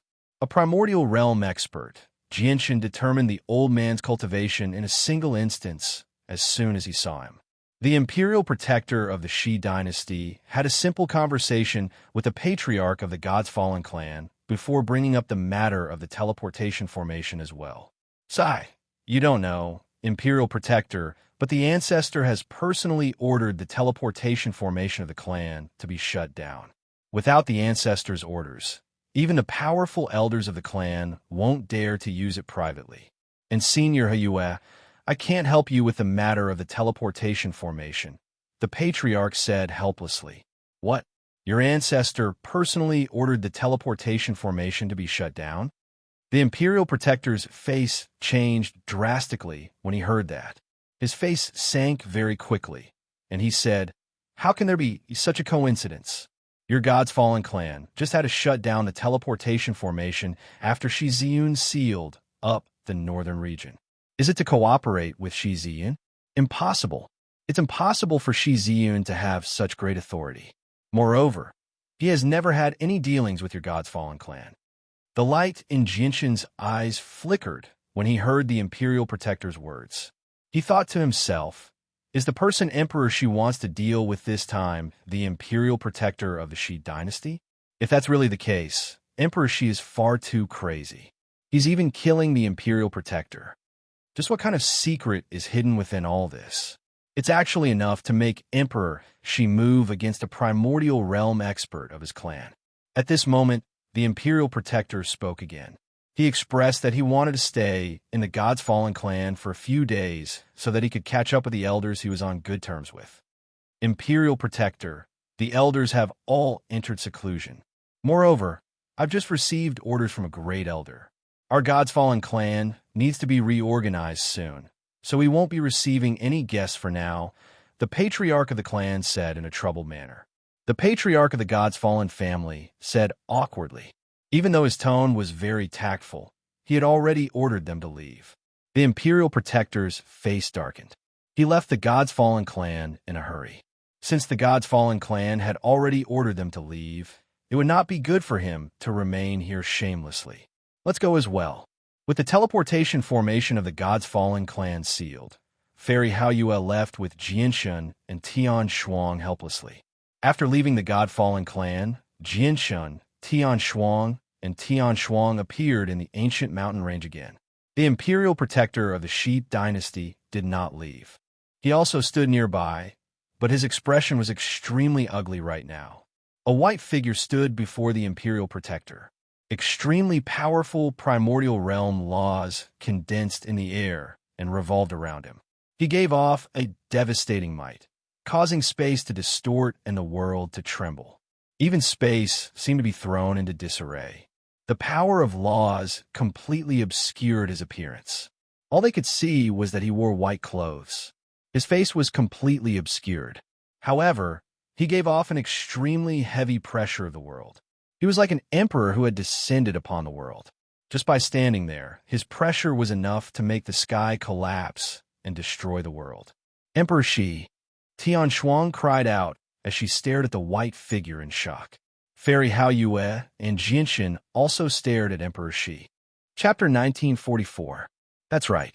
Imperial Protector, you have indeed contributed a lot to the Empire in the past few years. You have made great contributions. Emperor Shi nodded. He did not deny that. The Imperial Protector of the Shi Empire eased up when he heard that. He thought that Emperor Shi was going to let him off. However, at this moment, Emperor Shi's voice suddenly became cold. Extremely cold, killing intent radiated from him, causing the surroundings to change. All the birds and beasts in the surroundings fell silent. They all trembled on the ground. However, no matter how great your achievements are, they're far from being able to make up for what I've lost, nor are they able to make up for the eternal pain in my heart. Only by eliminating all those who participated in the pursuit of my life in the past would I be able to vent the hatred in my heart, said Shi coldly. Her icy, cold voice carried unconcealable pain. Shi Ziyun, the two of you were hunted down. Although you encountered danger, didn't you return to the Empire unscathed in the end? You say you've lost something. What did you lose? Even if you lost extremely precious treasures during the hunt, you've already executed so many people in the past few years. Is that not enough to make up for it? Shi Ziyun, although the old man took part in the matter in the past, he did not hunt you down. He only secretly hindered you and prevented you from returning home. Even if the old man was at fault, it doesn't warrant death. The old man is willing to make up for it, the Imperial Protector said rather frantically. He did his best to convince Emperor Shi. This was because he did not even have the ability to flee before the current Emperor Shi. Although they were both primordial realm experts, the difference between infinite primes and chaotic primes was just too great. It was like a chasm. Ah! Emperor Shi laughed aloud. There was some madness in his voice as he said, "You blocked my path back home. You blocked my path back home. Imperial Protector, if you hadn't secretly hindered me and blocked my path back home, how would things have developed to such a degree today? If you hadn't blocked my path back home, how would I have become so crazy today? I would have personally killed so many subjects, senior members, and even my own brothers. Imperial Protector, do you know who I hate the most in Yanshin? It's not the people who try to hunt me down in the past, but the people who blocked my path back home. They deserve to die." When he said that, Emperor Shi's voice became extremely cold. He basically gritted his teeth as he said that. He could no longer hold back his fury, and he directly sent a palm strike towards the Imperial Protector. Emperor Shi had struck out furiously, using his cultivation as a chaotic prime. With a single palm strike, the laws of the world fell silent. Origin energy stopped flowing, and the laws of the world were disturbed. Space shook violently, almost ripping apart. The palm strike was extraordinarily powerful. It was truly devastating. If it were not for the fact that the Shi Emperor had purposefully held back, the terrifying energy would have destroyed the entire region before the palm strike had even been unleashed. Naturally, the Imperial Protector would not just sit there and wait for death. With a furious roar, a set of god artifact armor appeared on him, radiating with terrifying pulses of energy. At the same time, he wielded a violet gold horsetail whisk. Terrifying pulses of energy erupted like a volcano as he used all his strength to fend off Emperor Shi's palm strike. The Imperial Protector was extremely powerful as well. He also erupted with devastating power as soon as he struck out. If it were not for the fact that the God's Fallen clan had cast down layers upon layers of defensive formations, the mountains would probably have been destroyed by the Imperial Protector's strike. After all, he was not as powerful as Emperor Shi. When Emperor Shi struck out, he controlled his energy extremely well, injuring the enemy without affecting the surroundings. However, when the Imperial Protector faced Emperor Shi's attack, he naturally did not hold back at all. He used his full strength right from the start. The difference in strength between the two of them was just too great. After knocking away the Imperial Protector's horsetail whisk, Emperor Shi struck the god artifact armor on the Imperial Protector with great force. The armor that had reached the level of god artifacts immediately dimmed. Blood sprayed from the mouth of the Imperial Protector as his face paled. Speak. Apart from the people I've eliminated, who else took part in the matter of the past? Emperor Shi stared coldly at the Imperial Protector emotionlessly. A powerful killing intent enveloped the Imperial Protector. He showed no sympathy at all. Back then, he had been hunted down to the ends of the earth. He had fled across the entire cloud plain. He did not even know the identities of many of his pursuers. Although he had found some of them and mercilessly executed them, there were still some people who hid very well. Shi Zun, just what made you become so vicious and heartless? The Imperial Protector said unwillingly. Looking at Shi Ziyun in front of him, he couldn't reconcile the calm and indifferent Crown Prince Ziyun who didn't care for fame or fortune with anyone else. Since you won't speak, don't blame me for being heartless. Once we return to the palace, I have plenty of ways to make you speak. A sliver of viciousness appeared in Emperor Shi's eyes. He bound the Imperial Protector and lifted the Imperial Protector up like a dead dog before silently vanishing. He had already left. Is this a chaotic prime? He's actually so terrifying.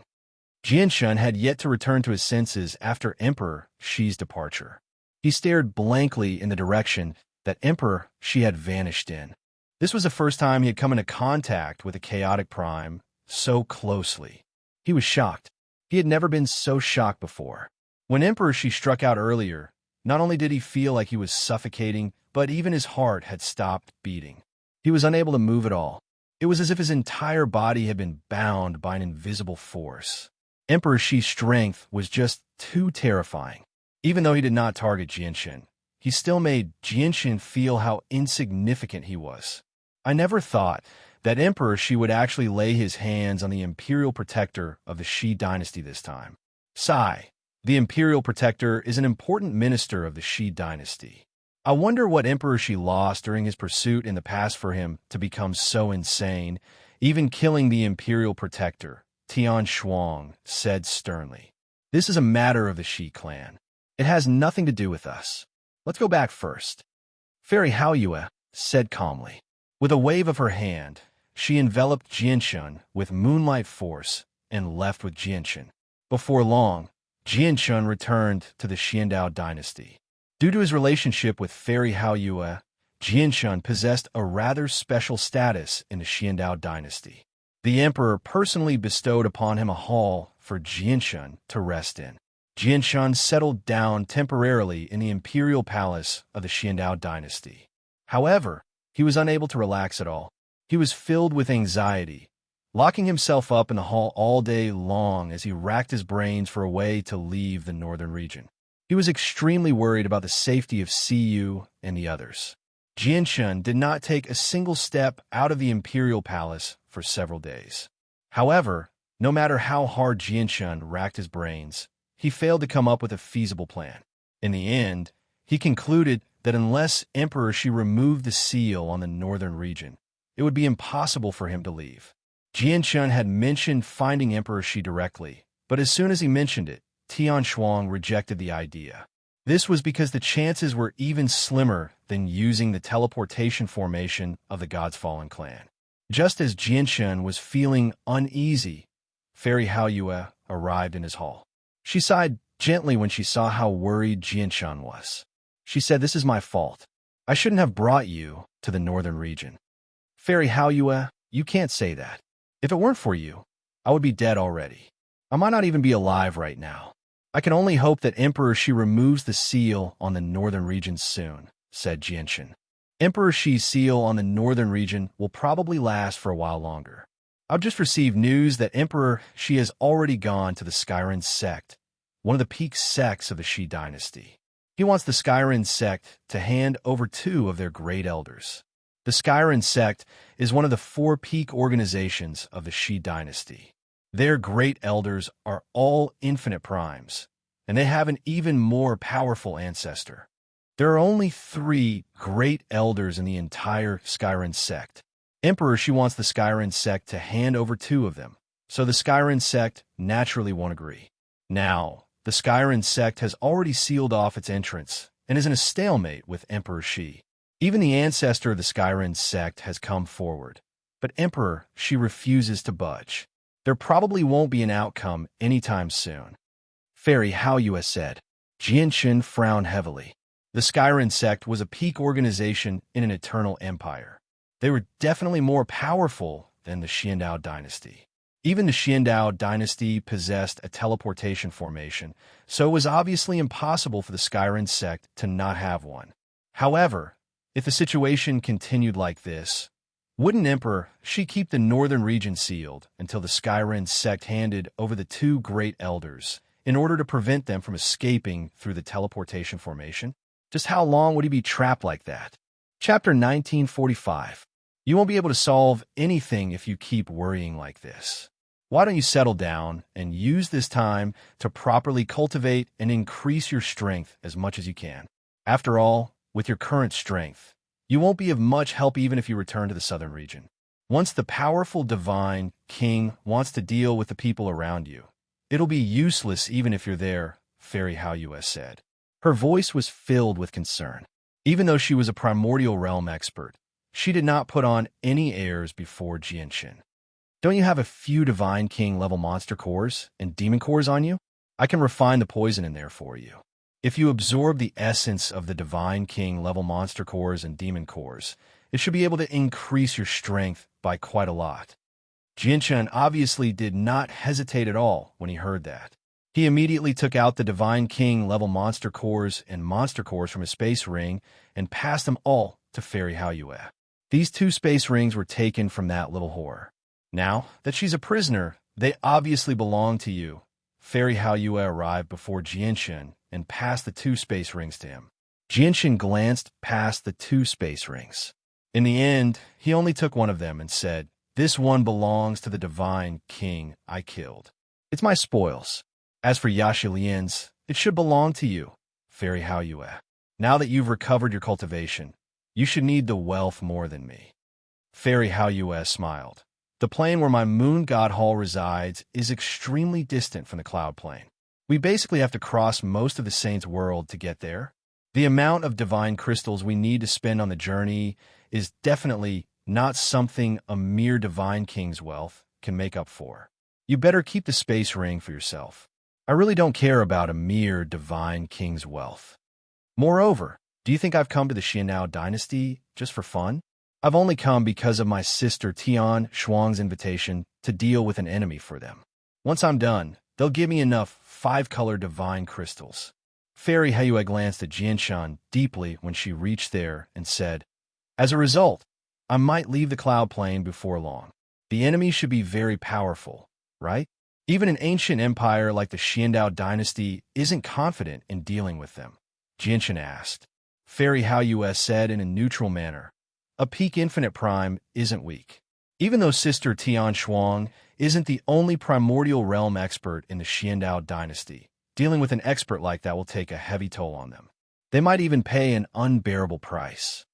Afterwards, Fairy Haoyue stood up and made her way out of the door. At the same time, she said, "I'll go refine the poison in the monster core for you first. Don't spend all your time in the Imperial Palace. This is the imperial capital of the Xiandao dynasty. It's extraordinarily busy outside. Many things that are extremely rare in the divine kingdom of Pingtian are extremely common here. You might be able to obtain some unexpected benefits if you go out. As soon as she arrived outside, Fairy Hao Yue seemed to think of something. She paused and looked back at Jinshin. She said with some interest, "Oh, right. Do you still remember the two princesses from before? Their constitutions are extremely special. One of them has the extremely rare heavenly body, while the other has the innate body of ways. If they mature successfully, their futures will be limitless. If you cultivate with them, you'll benefit greatly as well, and your cultivation will skyrocket.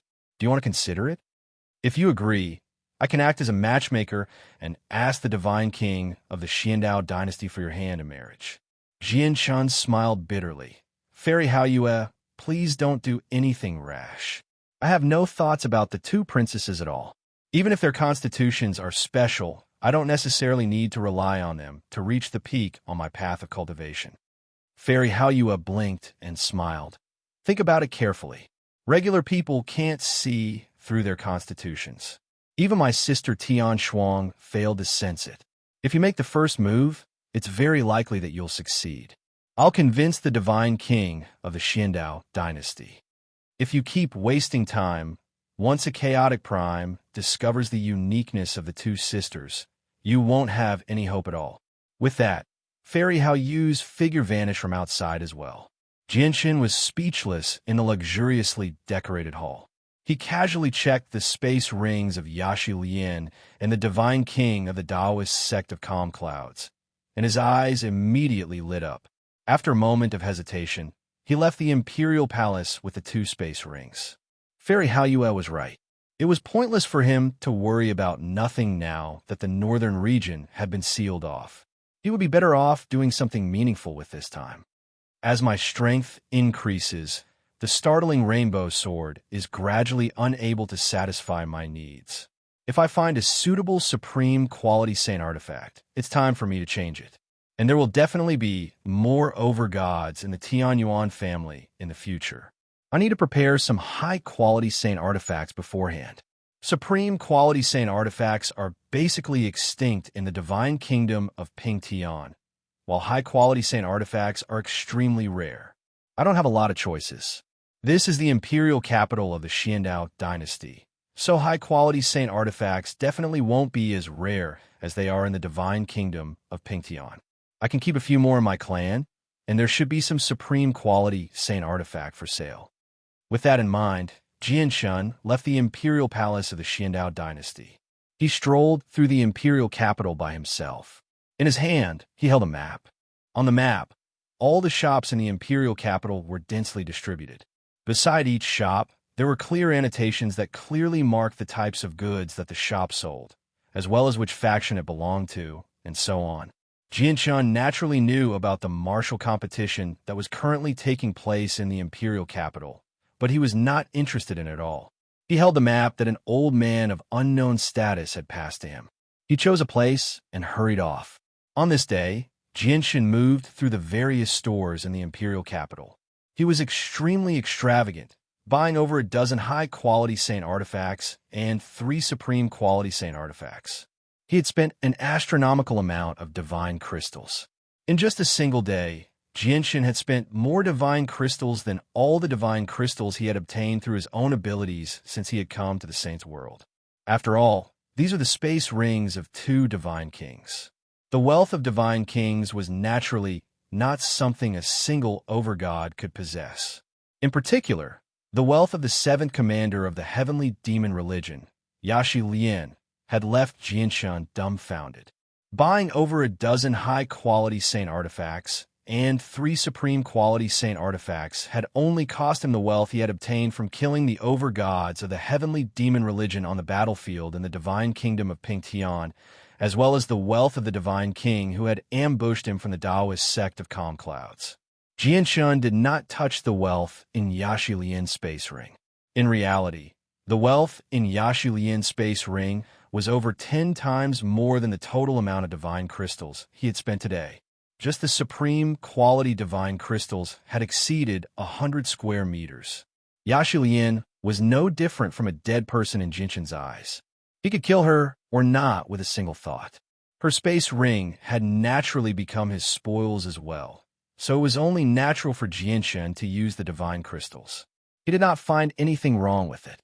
After buying the saint artifacts, Jinshan went to a pill store and bought a large number of pills suitable for various levels of cultivation. He even bought all the 10,000-year God origin pills in the nearby pill stores. 10,000-year God origin pills were extremely rare in the divine kingdom of Pingtian, and they were extremely expensive. There were barely any people who could afford them. However, in the imperial capital of the Xianao dynasty, they were common goods. They could be found everywhere, and they were extremely cheap. Aside from that, Jinshan spent over a dozen supreme quality divine crystals to buy 2 divine king-level formations, one for attack and one for defense. He wanted to use them as the protective formations of the Tianyuan family. Even though they only possessed the power of an early divine king, they could be regarded as the most powerful formations in the divine kingdom of Pingtian. And that was because he was in the imperial capital of the Xianao dynasty. If he were in the divine kingdom of Pingtian, he would not have been able to buy such formations no matter how many divine crystals he had. Jinshan's extravagant spending naturally attracted the attention of many people. However, this was the imperial capital of the Xiandao dynasty, so the people who could come here were naturally more knowledgeable than the people of the divine kingdom of Pingtian. As a result, they were only surprised that Jinshan had bought so many 10,000-year God origin pills. They did not pay much attention to the divine crystals he possessed. After all, experts had gathered in the imperial capital because of the competition. Many experts from large organizations had come. Some of them seemed ordinary, but they were actually experts who hid their strength well. Jinshan was naturally considered as one of them by some people who were unable to see through his cultivation. However, 10,000-year God origin pills, which had great side effects, did not sell very well in the imperial capital of the Xiandao dynasty. Very few people would consume them, yet someone had suddenly bought them in bulk today. He had bought through several streets of pill stores, so it naturally raised the curiosity and confusion of many people. As a result, the news of someone buying large quantities of God origin pills spread silently. The pill stores that Jinshan had visited naturally became overjoyed. They believed they had made a killing. The pill stores that had not been visited by Jinshan all became envious. They even sent people to look for this mysterious person who bought 10,000-year God origin pills in bulk. There's actually someone who's buying so many 10,000-year God origin pills. The side effects are so great that many people can't even digest a single one. Isn't this person crazy for buying so many in one go? Sister Xing, do you think this person is crazy? Don't tell me he wants to consume large quantities of 10,000-year God origin pills to increase his cultivation. The 2 princesses Xing and Lan walked along a bustling street in the imperial capital. Beside them were a few guards in simple clothes. Xing also widened her beautiful eyes when she heard Lan words. Sister Lan I've heard that some magical beasts with powerful bodies can ignore the side effects of 10,000-year God origin pills. Do you think the person who bought so many 10,000-year God origin pills is an extremely powerful magical beast? Ha ha ha. Even if it's a magical beast, there's no need to buy so many of them. This is simply something that only a fool with a lot of money would do. I guess this person must be a blockhead. Aha! Xing like messing with idiots the most. Father's mount is constantly messed with by me. It's hilarious just thinking about it. I really want to see what kind of magical beast that has taken on a human form and bought so many 10,000-year God origin pills is. If it's suitable, taming it into a mount isn't a bad idea. Anger immediately appeared on Lan face when she heard that. She said, Sister Xing it would have been better if you hadn't mentioned it. Now that you mention it, I immediately thought of that wretched person. That wretched person also has a powerful body. Our full-powered attacks couldn't harm him at all. Sister Lan why do you have to mention that? Why do you have to mention that person all of a sudden? Whenever I think of that person, I'll be filled with anger. Xing ground her teeth as well and revealed an expression of great resentment. Chapter 1946. What's that? Suddenly, Xing was stunned. She looked at a shop on the side of the street. It was a shop that specialized in selling various saint artifacts, as well as various strange materials. However, at that moment, a blue light shone from the shop, directly reaching the street. The blue light was not dense. At the same time, it did not give off any pulses of energy. However, specks of star-like light flickered within the blue light. That scene was like a vast expanse of stars suddenly appearing in the blue sky. It was extremely mesmerizing. Let's go in and have a look. The sudden appearance of the blue light immediately attracted the attention of Xing and Lan. Immediately, the two princesses seemed to have forgotten about Jianxin. They held hands and quickly ran into the shop. Inside the shop, the shopkeeper was standing on the counter with a wooden box in his hands. Inside the wooden box, there was a stone the size of a fist lying quietly. The blue light that was mixed with the colors of the stars was emitted from this stone. Not only did the blue light fill the entire shop, but even the shopkeeper's old face was dyed purplish blue by the light. I want this spatial fantasy meteorite. Shopkeeper, can you lower the price a little? An old man also stood before the shopkeeper. He was currently bargaining with the shopkeeper. 500,000 high-grade divine crystals is already the lowest price. I really can't go any lower. The shopkeeper smiled like a professional. His voice was extremely friendly. At this moment, Xing and Lan just happened to see the stone as well. They were immediately drawn away by the enchanting star-like light from the stone. They could not help but cry out, "What a pretty stone. If we take it back and polish it, it'll definitely be extremely pretty. Shopkeeper, we want this stone. We'll pay 1,000,000 high-grade divine crystals." So it's the two princesses. I never thought that even the princesses would be interested in the void fantasy astral rock. The innkeeper clearly knew Xing and Lan. He hurriedly bowed and greeted them. He smiled apologetically and was extremely courteous. The old man who originally wanted to buy the void fantasy starstone could only sigh helplessly after learning the identity of the two women from the shopkeeper. Knowing that it was hopeless for him to buy the void fantasy starstone, he walked out of the inn with a face full of regret. "Shopkeeper, here you go. Here's 1,000,000 high-grade divine crystals." Xing immediately took out a space ring to pay. Wait! However, a voice suddenly rang out. With a flash, a figure had silently appeared before Xing and Lan. When Xing and Lan saw the person's face, their faces immediately changed. They became extremely furious as they glared at the person as if they were about to spit fire. They said furiously, "It's actually you. How bold of you to appear before me." Naturally, the person who had suddenly appeared was Jianxin. Jianxin was clearly stunned as well. He had placed all his attention on the spatial fantasy meteorite earlier. When he saw that someone wanted to buy the spatial fantasy meteorite, he immediately rushed over as quickly as he could. He really did not see Xing and Lan clearly. Jianxin immediately felt a headache when he saw Xing and Lan's furious gazes. After a moment of hesitation, he clasped his fist apologetically and said, "Princesses, what happened a few days ago was purely a misunderstanding. I was also framed." "Shut up. You're not allowed to mention that again." However, before Jianxin could finish speaking, Xing and Lan roared furiously at Jianxin secretly. Their gazes seemed murderous, as if they wanted to kill him. They did not dare to say something like that directly, as they were afraid that it would spread. Jianxin glanced at Xing and Lan. He sighed and ignored them.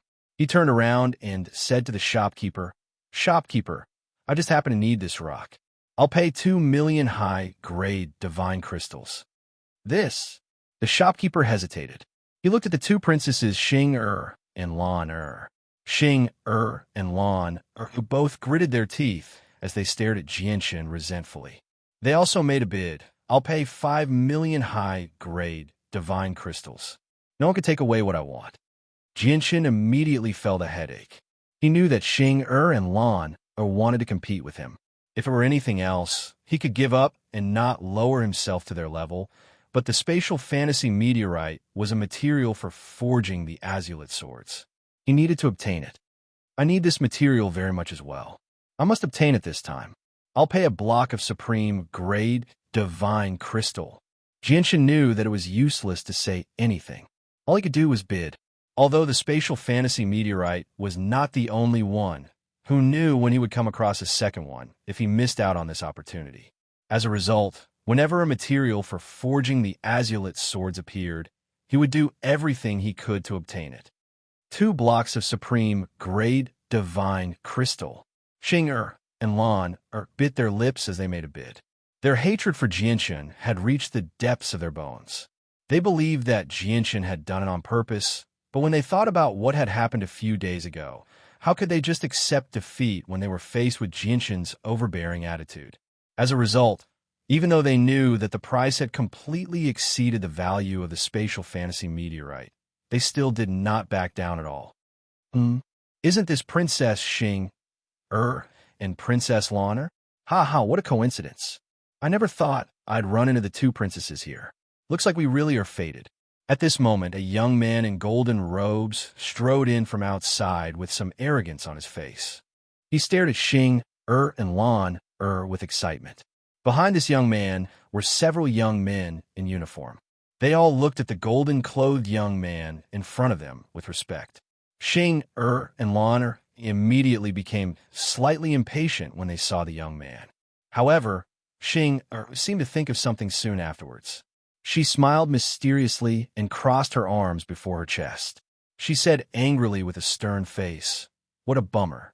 I finally got the chance to come out and play with Sister Lan after so much difficulty, and I just happened to come across something I liked. Who knows where this ignorant person came from? He actually wants to steal something that Sister Lan and I want at the same time." "Oh, something like that happened? Who's so bold to steal something that Princess Xing and Princess Lana want?" A cold light flashed through the young man's eyes when he heard that. His voice became frigid. Xing crossed her arms and stared at the ceiling. She said without even looking back, "There's only a few people here. Who else could it be?" Chapter 1947. The young man spoke very casually. He did not take Jinshin seriously at all, even though he had no idea who Jinshin was or what his background was, since he dared to fight with Xing and Lan. However, in his opinion, there was no need for him to know this with his status. This is the imperial capital of the Xiandao dynasty. It's clearly forbidden. Do you dare to ignore the rules of the Xiandao dynasty? Jinshin stared at the young man calmly. Rules? The young man sneered when he heard that. He stared at Jinshin mockingly and said, "Rules are only used to restrain regular people. To me, I can ignore these rules." Xing and Lan were naturally happy to see Jinshin clash with the young man. At the same time, they did not forget to fan the flames. That's right. With young Master Zhou's identity and status, there's indeed no need for him to follow these rules. Young Master Zhou, why are you wasting so much time on this person? Why don't you do it already? Us sisters feel irritated whenever we see him.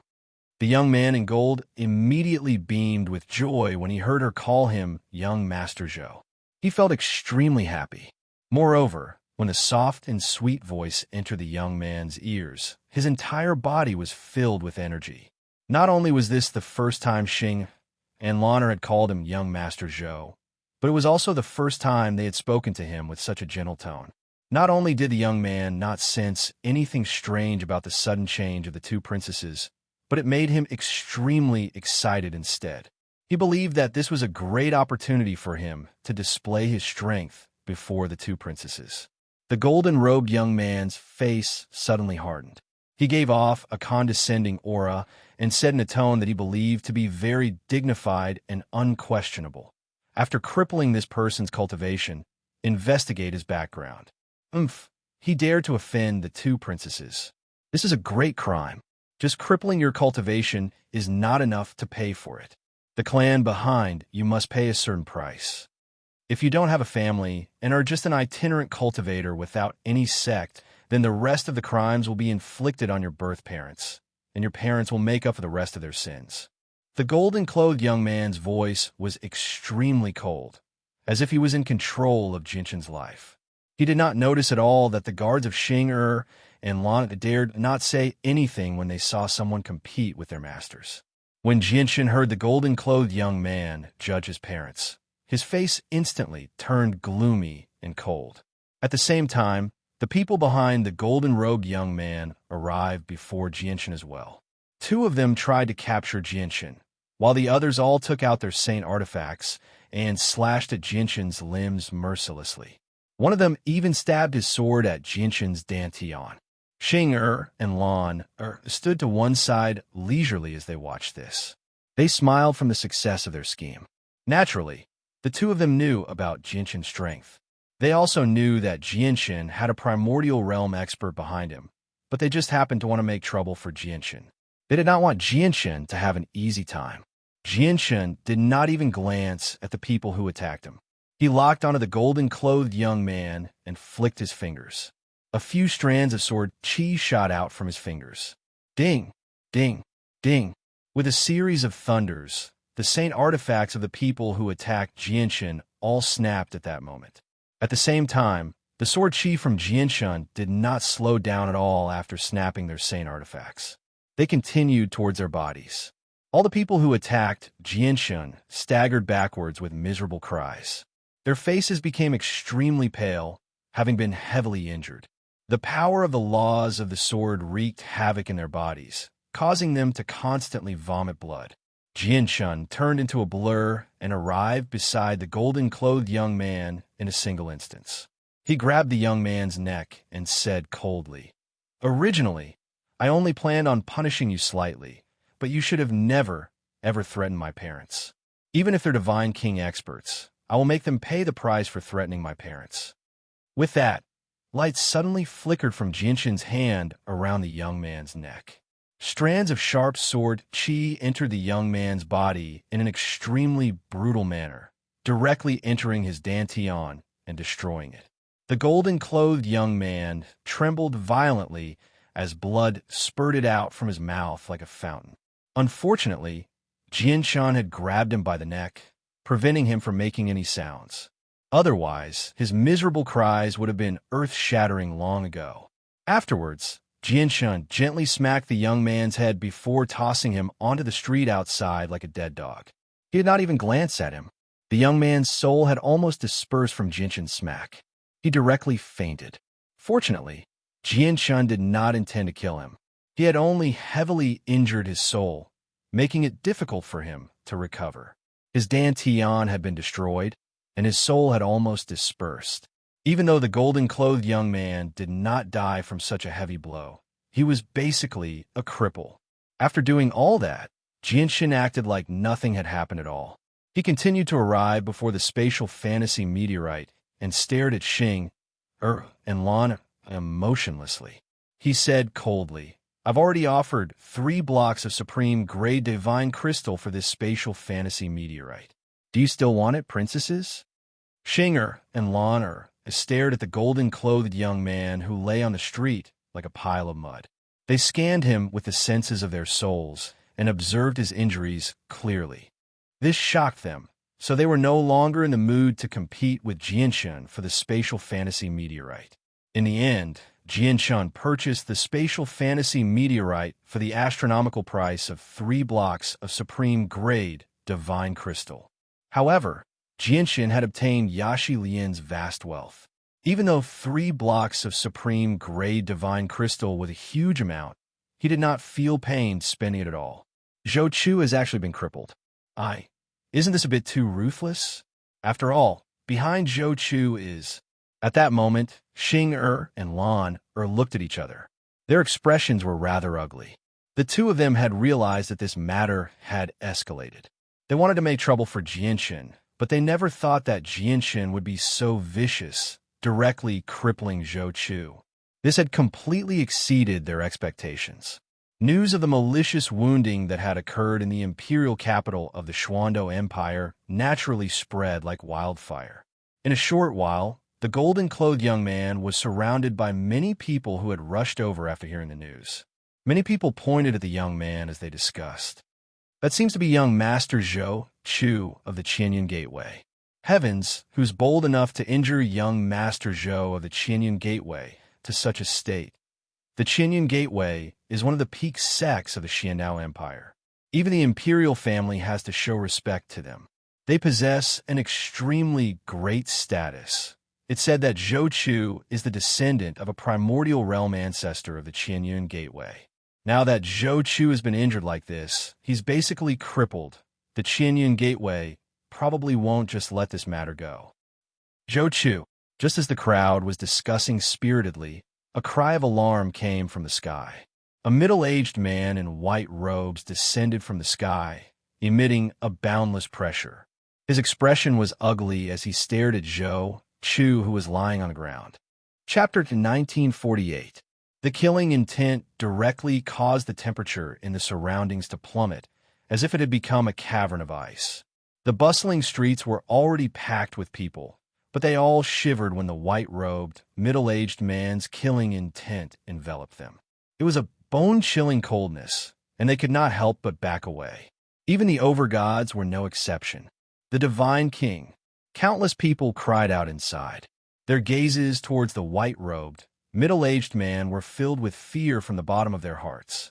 There were also traces of envy and yearning. The divine king realm was a realm that they could only dream of. It was what they pursued their entire lives. Who? Who is it? Who did this? The white-robed divine king was extremely furious. He roared out, but soon afterwards, he locked onto Jinshan's shop.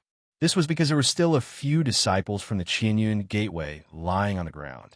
Blood had already formed a carpet, and it gave off a bloody smell. In the store, Xing and Lan were both innocent. They glanced at Jinshan with some schadenfreude before leaving the inn with their guards. However, the two of them did not go very far. Instead, they stood nearby and watched in great interest. The white-robed divine king naturally recognized Xing and Lan. He glanced at the two of them before glaring at Jinshan. At this moment, Jinshan stowed the spatial fantasy meteorite away and made his way out of the shop. He stared at the divine king's murderous gaze, but he remained calm and composed. Were you the one who injured Zhou Chu? The white-robed divine king's gaze was extremely terrifying. As he spoke, the surging presence of a divine king radiated from him, crushing down on Jinshan like a mountain. At this moment, another powerful aura was transmitted over. In the void, a majestic middle-aged man clad in armor appeared. In the distance, a large group of armored Imperial Army soldiers was rushing over. It's the commander of the Imperial Guards, General Jean. As soon as the armored middle-aged man appeared, cries of surprise rang out from the surroundings. General Jean appeared here expressionlessly. He glanced at Zhou Chu, who was almost crippled, and frowned immediately. He understood just how special Zhou Chu's status in the Qinyan Gateway was. Out of the two primordial realm ancestors of the Qinyan Gateway, one of them was Zhou Chu Sr. Now that Zhou Chu had suffered such heavy injuries in the imperial capital, he would not be able to absolve himself of the responsibility as the general responsible for maintaining order in the imperial capital. General Jin's expression immediately became gloomy.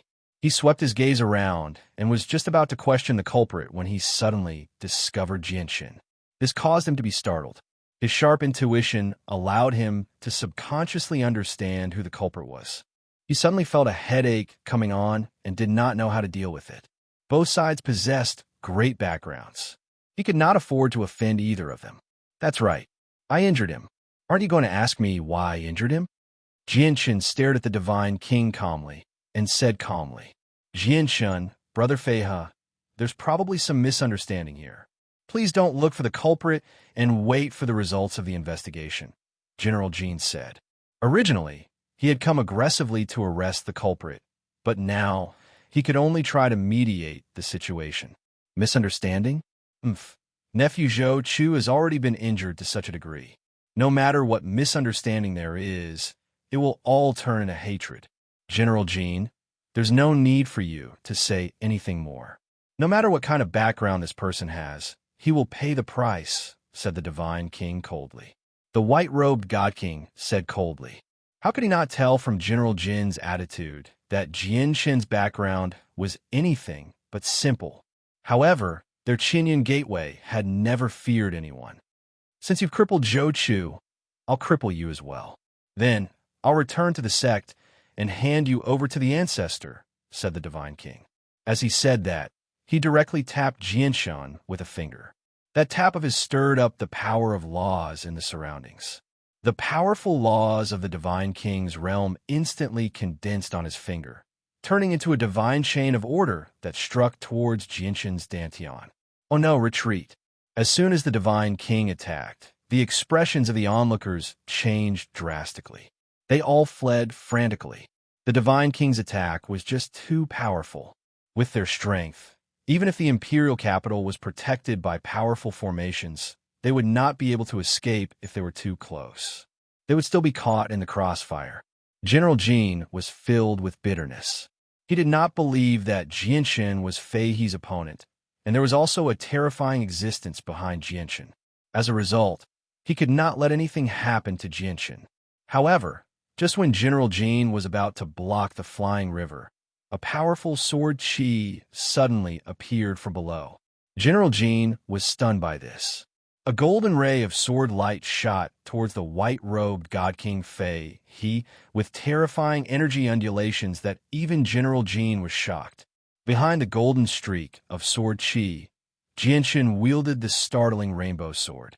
He seemed to have fused with the sword as he was enveloped by a powerful glow. He followed behind the golden streak of sword chi and stabbed towards Fei He with an unstoppable force. Boom! The golden streak of sword chi collided with Fei He's chains of laws, and it was like two comets colliding loudly. It shattered with a deafening sound, turning into terrifying ripples of energy that shot out in all directions. A formation immediately appeared in the imperial capital of the Xiandao dynasty, completely isolating the ripples of energy. It was unable to harm the imperial capital at all. A gleam of light flashed through Fei He's eyes. He looked at Jianshan in shock. Through his senses, he naturally knew that Jianshan was not the same as the Divine King. He was only a peak overgod. An overgod had actually managed to block his attack head-on and did not lose the upper hand at all. He found this to be unbelievable. However, Jianshan clearly did not stop there. After the Daluo, sword chi shattered. He fused with the startling rainbow sword and charged through the region where the ripples of energy wreaked havoc. He stabbed towards Fei He, arriving before him in a single instance. It's actually a supreme overgod from the overgod's plaque. Fei He said coldly. He did not become flustered at all in the face of Jianshan's attack. He swung his hand calmly and directly grabbed Jianshan's startling rainbow sword. Jianshan sneered. The power of the laws of the sword and chaotic force immediately erupted from the startling rainbow sword, dispersing the layer of power of laws around Fei He's hand. Without the protection of energy, how could Fei He resist the sharpness of the startling rainbow sword with his body of flesh, even though he was a divine king? Jianshan pushed with his arm, and the startling rainbow sword cut through Fei He's hand. It stabbed through Fei He's hand with a smear of blood, heading straight for Fei He's heart. Light erupted from Fei He's eyes. At that moment, his gaze had become extremely shocking. There was also deep shock in his eyes. In the next moment, a sword appeared in his hand. He swung it, sending it towards Jianshan's startling rainbow sword with lightning speed as a blur, knocking it aside. Tai sword technique. Jianshan responded extremely quickly. He formed a seal with his hand and fused with his sword. His soul fused with his sword, and sword chi gathered around him. He directly charged towards Fei He. Chapter 1949. What a powerful overgod! Fei He was secretly shocked. He found the strength Jianshan had displayed unbelievable. Not only did Jianshan not lose the upper hand against him in an open battle, but he had even injured him. Fei He's face sank as he stared at the blood on his hand. The injuries were nothing to him, but he would never be able to wash away the humiliation. This person must be someone who ranks in the top 3 on the Overgod's plaque. Only someone as great as him can possess such unbelievable battle prowess, Fei He thought. Fei He's mind spun rapidly, but his hand movements were not slow. As his hand seals changed, his long sword immediately floated in front of his chest and began to spin rapidly. Rings of extremely powerful, spiraling sword chi were produced as the longsword spun, giving off powerful energy fluctuations. There was also the might of the heavens and earth mixed within. Against the attack of an overgod, Fei He, a mighty god king, actually used a battle skill at that moment. Heaven Splitter, Mountain Splitter, Fei He called out, and the rapidly spinning sword stabbed out with lightning speed with the extremely powerful Luo Xian sword chi. The strike was extremely powerful. As the sword tore through the air, the spiraling sword chi shook up the space there, causing it to pulse and tremble gently. In particular, the might of the world caused the people who had already retreated far away to retreat rapidly once again in shock. The Divine King's battle skill was so shockingly powerful that many people who had not even become overgods might not even see it once in several millennia. As a result, many of them naturally felt like the end of the world had arrived from the pressure. General Jin's face changed drastically as well. He stopped Fei He in a hurry. He knew about Jinshin's background. Once Jinshin was injured and ended up angering the terrifying primordial realm expert behind him, the consequences would be unthinkable. He had heard that in order to save Jinshin, the powerful primordial realm expert had gone as far as to use the disk of heavenly ways and a precious three-colored divine crystal to travel to the distant southern region. He had even captured a commander of one of the 9 armies of the heavenly demon religion and humiliated her publicly. However, Fei He completely ignored it. He, the mighty divine king, had been injured by an overgod. If he did not make his opponent pay a price for this, he would not be able to calm down. "We're in trouble now," General Jin cursed inside. He was already unable to stop it in time. He had witnessed Jinshin's strength and understood that Jinshin possessed the battle prowess to contend against the Divine King in an open battle. However, the might contained in a casual attack from a Divine King powerhouse could not be mentioned in the same breath as executing a battle skill at all. Moreover, the grade of the battle skill was extraordinary. It was one of the most powerful battle skills available from the Qinyan Gateway. It was so powerful that even General Jin had to take it seriously. In the blink of an eye, Jinshin's Tai sword technique collided with Fei He's battle skill with a deafening boom. All the spectators felt a terrifying storm of energy erupt. The ground shook violently, and they had completely lost sight of Jinshin and Fei He. The two of them had been completely drowned out by the violent shockwaves of energy. I hope Jinshin isn't too heavily injured, or how am I supposed to explain this? General Jin prayed for Jinshin inside. Time was just too short. He was unable to stop it in time. Linear lightning release. However, at this moment, a deep voice suddenly rang out from the violent shockwaves of energy. Afterwards, everyone saw a streak of white light pass through the violent shockwaves of energy with unbelievable speed, quickly disappearing into the distance. It moved so quickly that countless people failed to see it clearly. Even with General Jin's strength as a divine king, he could only barely sense a blurry figure elongated by the white light through the senses of his soul. A while later, the devastating shockwaves of energy gradually dispersed, revealing the white-robed divine king and Fei He. At that moment, Fei He's complexion was rather pale. Shock filled his face as he stared at his chest in a daze. His chest had been dyed red by the divine king's blood. A fist-sized hole had appeared, extending from his chest to his back. His organs had all shattered. Jinshin's figure had disappeared. He had already vanished from everyone's sight. General Jin stared at the hole in Fei He's chest in a daze. His face was also filled with shock as his heart churned. Afterwards, he immediately cast his gaze into the distance. In the direction where the white light had vanished, Jinshin stood on the startling rainbow sword. He seemed to have turned into a comet as he flew over with a long streak of light behind him. He moved extremely quickly. In just a few seconds, he had returned to the battlefield. "What's going on?" That young man, Why did he suddenly run so far away? How did that young man leave? Among the countless onlookers, many people expressed their puzzlement. Heavens, Sister Lana, look! Senior Fei, he of the heavenly cloud mountain, is injured. Xing who was also spectating nearby, stared at the wound on Fei He's chest in shock. She constantly shook Lan Er's arm. Princess Lan Er's eyes were filled with shock as well. She rubbed her eyes forcefully as her mouth hung agape. She was extremely shocked. Even if you're facing an over-god who's weaker than you, as the Divine King, you still need to be reasonable. Although over-gods are much weaker than Divine Kings in terms of cultivation, they can't be bullied so easily. Jianshun hovered in the air as he stood on the startling rainbow sword. He stared at the Divine King emotionlessly. The Divine King suddenly raised his head. His gaze towards Jianshun was extremely sharp, and there was even heavy killing intent within it. He was a mighty god king, yet he had been injured so badly by an over-god. Coupled with the fact that Jianshun had said all that coldly, his sense of humiliation multiplied. Gradually, killing intent filled his heart.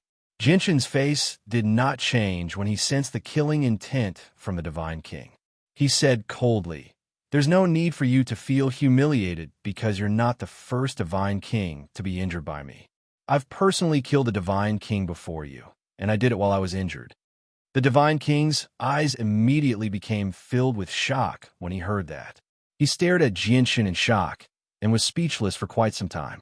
Even General Jean was stunned by Jianshun's words. An over-god had actually killed a Divine King while he was injured. If news of this made it out, it would be enough to spread across the entire Saint world. This was because it was just too shocking. In the end, the Divine King glared at Jianshun hatefully. He snorted coldly and left with Zhou Chu, who had been reduced to a pile of mush. He was deeply shocked by the strength of the over-god before him. He knew that he probably would not be able to gain anything even if he remained. The matter at hand was to return to the sect as soon as possible and report this matter. Chapter 1950. After the Divine King Feihe left, General Jean arrived before Jianshun. He looked at Jianshun with some lingering fear. Even though he had witnessed what had happened before, he still struggled to accept the fact that an over-god could actually injure a Divine King. That scene seemed like a dream to General Jean. It was rather unreal. "Brother Jianshun, are you fine?" General Jean asked. His voice was filled with concern. Moreover, he had even changed the way he referred to Jianshun. At that moment, General Jean completely treated Jianshun as an opponent on the same level. He even showed some respect. As Divine Kings, they were supreme existences. Even in the Xiandao dynasty, Divine Kings possessed extremely great statuses. They were people of great authority, so they never needed to act like this before over-gods. However, General Jean was forced to act so politely at this moment. Jianshun shook his head to express that he was fine. He did not recognize the armored Divine King before him, so he directly left after exchanging some pleasantries. He returned to the imperial palace of the Xiandao dynasty. "Sister Lana, is that true? That pervert is clearly only an over-god. How did he defeat a Divine King?" Xing asked as she held Lan O's hand after Jianshun had left. Lan sucked in a deep breath and patted her chest gently. She slowly calmed herself down and said with certainty, "It's true. Sister Xing, we've underestimated this person. This person ranks in the top 3 on the over-gods plaque at the very least." Top 3 on the over-gods plaque. Princess Xing immediately covered her mouth. At the same time, Tian Shuang stood in a garden in the forbidden grounds of the Xiandao dynasty's imperial palace. She looked in Jianshun's direction and sighed in amazement. "I never thought that Jianshun would actually be so powerful. He could defeat a Divine King as an over-god and achieve victory even when the Divine King has used a battle skill. Even though it's because the Divine King has underestimated him, it's not easy for an over-god to injure a Divine King. No wonder, sister, how you values this person so much.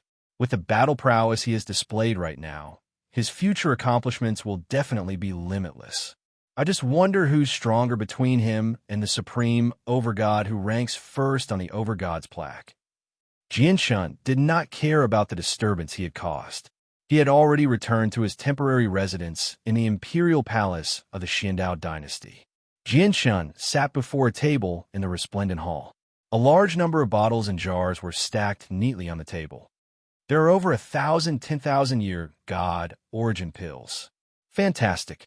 With so many 10,000-year God origin pills and the 8 Divine King level monster cores that Fairy Hao Yue is currently refining, it looks like there's hope for me to break through to the 12th layer of the chaotic body. However, the 12th layer of the chaotic body corresponds to the cultivation of a Divine King. My current comprehension is only at Overgod, so I need to improve my chaotic body to the 12th layer. I still need to improve my laws of the sword, or I won't be able to break through, thought Jianshun. It's just that I need to improve my comprehension of the laws of the sword. Reaching the major achievement of sword spirit won't be easy. The pungent smell of blood permeated the air on the battlefield on the border of the divine kingdom of Pingtian. It did not disperse at all. Just a single breath was enough to make people feel nauseous. Corpses had already formed a thick carpet on the battlefield. Blood seemed to have turned into an ocean. The battle that had lasted for many days had created mountains of corpses and seas of blood. Countless people had died there. The two sides continued to engage in an intense battle. Several dozen divine king-level experts from both sides fought extraordinarily intensely in outer space. Even from the distant ground, the ripples of energy in outer space could be clearly sensed. Below the group of overgods, a group of overgods fought at an altitude of several tens of thousand meters. Their battle was also extremely intense. Many of them were covered in blood. They had fought for many days without resting. Countless armies gathered at the fortress below. They stood in formations to fend off the 10,000-man formations of the heavenly demon religion. On the other hand, the Empyrean demon cult's 10,000-man formations had been reduced from 30 to around a dozen. Both sides had suffered losses so far, let alone overgods. Even 2 or 3 experts on the same level as the Divine King had died. A zither melody rang out in the surroundings. It spread out as visible sound waves, permeating the entire battlefield. The zither melody possessed an irresistible charm. When it rang out, all the people on the battlefield were affected to varying degrees. The armies of the Divine Kingdom of Pingtian were all brimming with fighting spirit under the zither melody. They were willing to sacrifice themselves as they charged at their enemies with extraordinary determination. Their battle prowess was extremely great. Many of the soldiers of the heavenly demon religion felt dizzy under the influence of the zither melody. They were only able to use 70 or 80% of their strength in the end. Originally, the armies of the Divine Kingdom of Pingtian were forced to retreat in defeat against the attacks of the heavenly demon religion. But after the zither melody appeared a few days ago, they were finally able to stand on equal ground against the armies of the heavenly demon religion. A beautiful woman in a violet dress sat on the walls of the fortress. She was so beautiful that she could even cause the downfall of kingdoms. Her beauty could only be seen in the heavens. It was rare to see such beauty in the human world.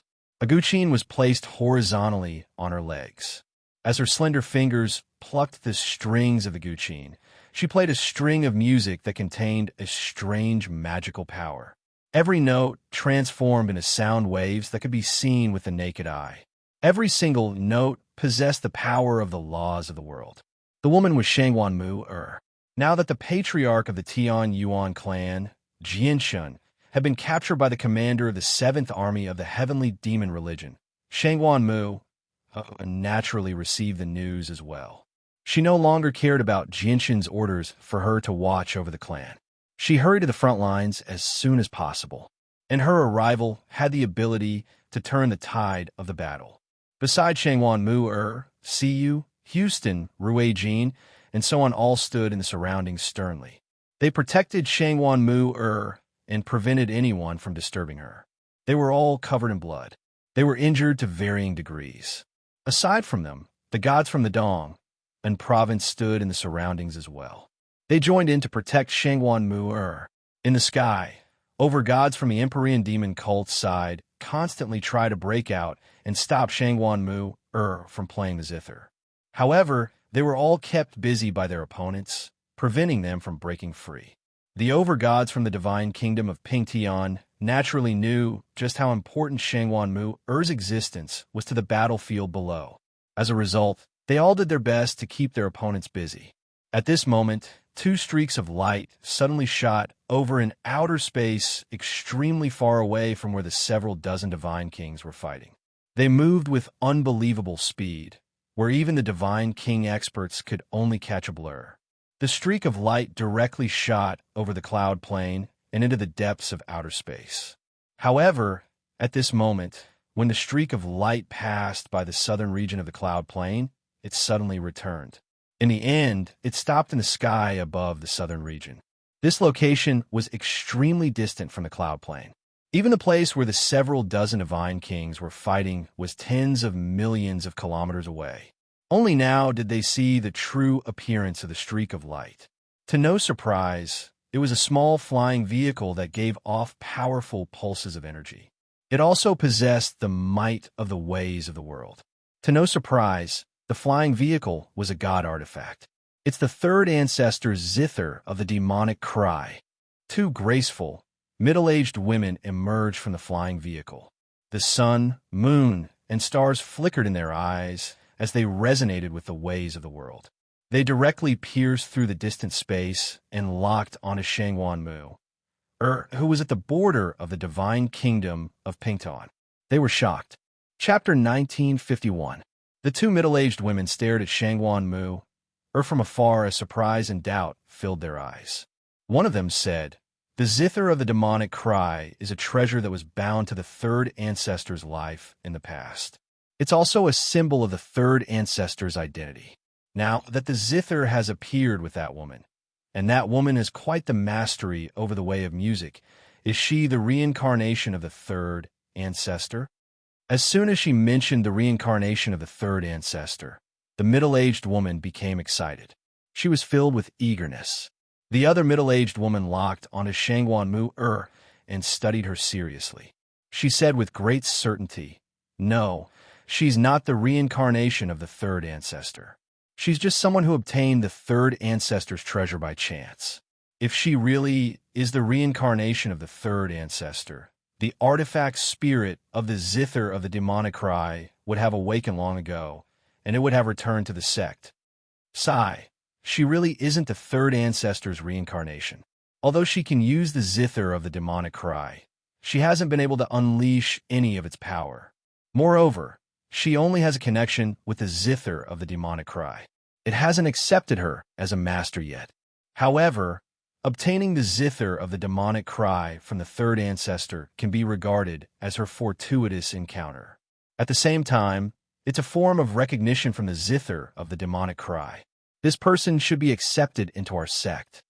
As they spoke, the two middle-aged women flew towards the border fortress of the divine kingdom of Pingtan.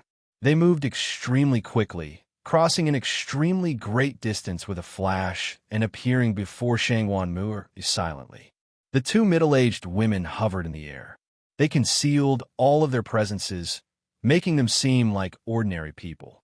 It was impossible to discover them with the senses of the soul. Their gazes were fixed on Shangwan Mu. They paid no attention to the chaotic battlefield around them. Shangwan Mu, Siyu, and the others saw the two middle-aged women who had suddenly appeared. Their expressions all changed suddenly. Siyu, Ruijin, and the others immediately stood before Shangwan Mu. They were vigilant. They did not do anything. They could sense the power of the two middle-aged women. "Seniors, may I ask what brings you here?" Shangwan Mu asked.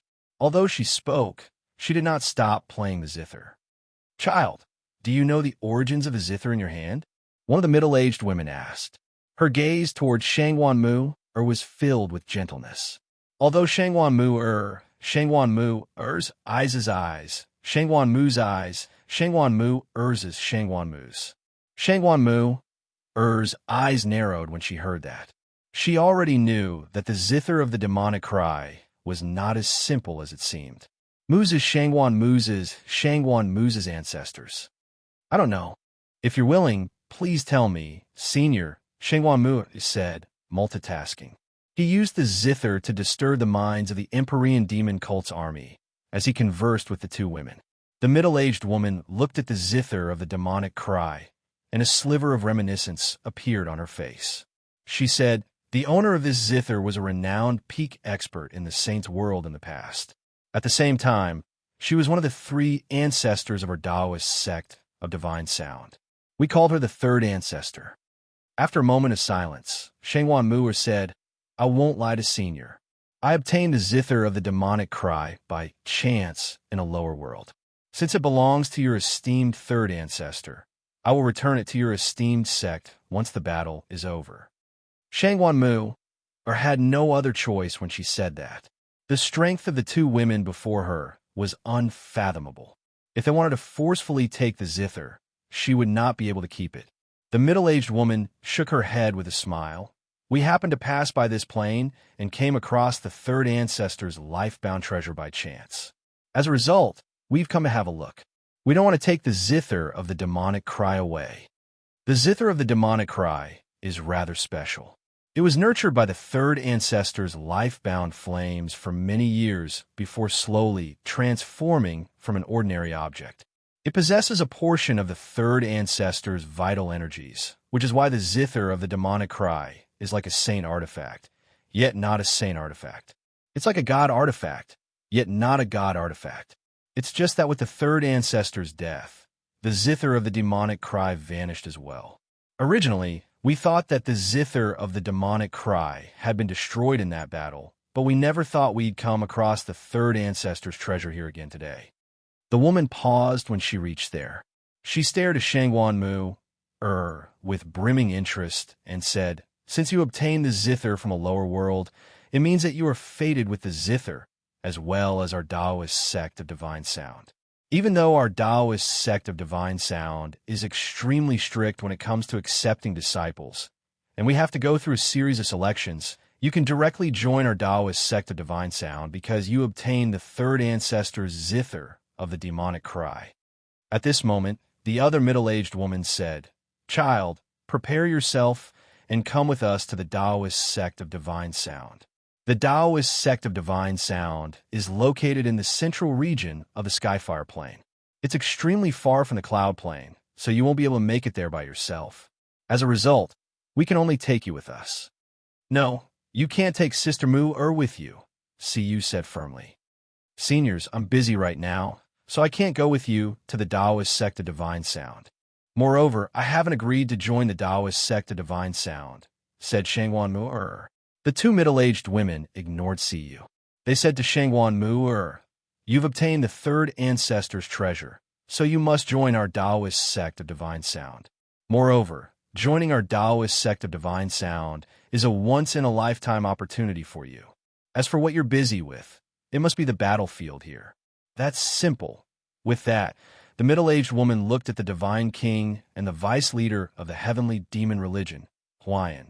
At this moment, Huayan and the divine king's battle had reached an extremely crucial moment. Although they had discovered the arrival of the 2 women, they could not afford to be distracted at all. The battle between them looked calm on the surface, but in reality, it was extremely dangerous.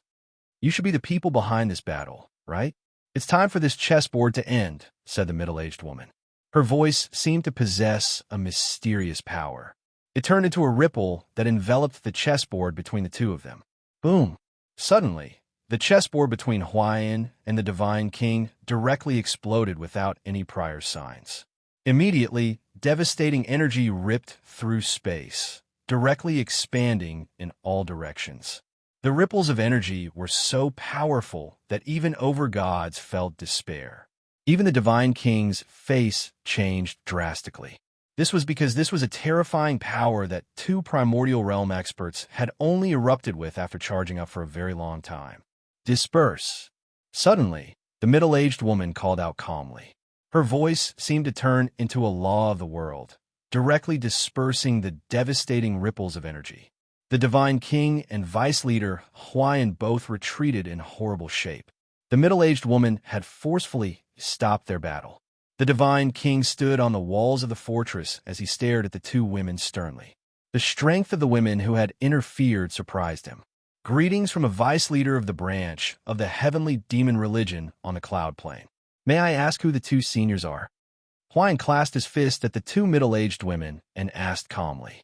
Chapter 1952. Child, you can't interfere with the battle of the heavenly demon religion.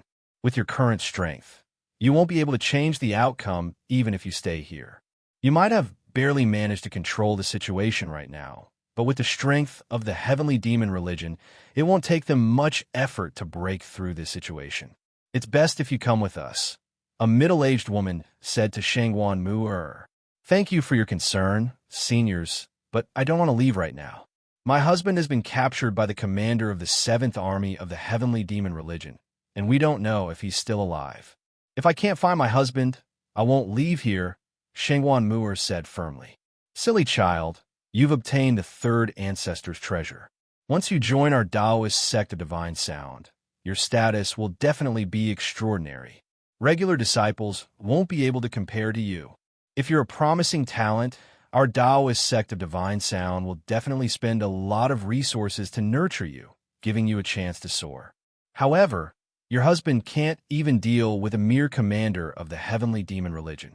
How can someone as insignificant as him be worthy of you, a disciple of the Taoist sect of divine sound? Child, forget about your husband. You will definitely become a dragon among men. In the future, your achievements will be so high that your husband can only look up to you and not reach you. The two of you are simply not suitable for each other, the middle-aged woman said with a heavy heart. With their cultivation at the primordial realm, there was no need for them to speak so politely to an overgod. However, the 3rd ancestor's status in the Taoist sect of divine sound was so great that she was an existence that could not be surpassed. At the same time, she was an expert that the two of them admired greatly. As a result, when Shangwan Mu obtained the 3rd ancestor's treasure, their attitudes towards Shangwan Mu changed with the zither of the demonic cry. Our Taoist sect of divine sound is located in the central region of the Skyfire Plain.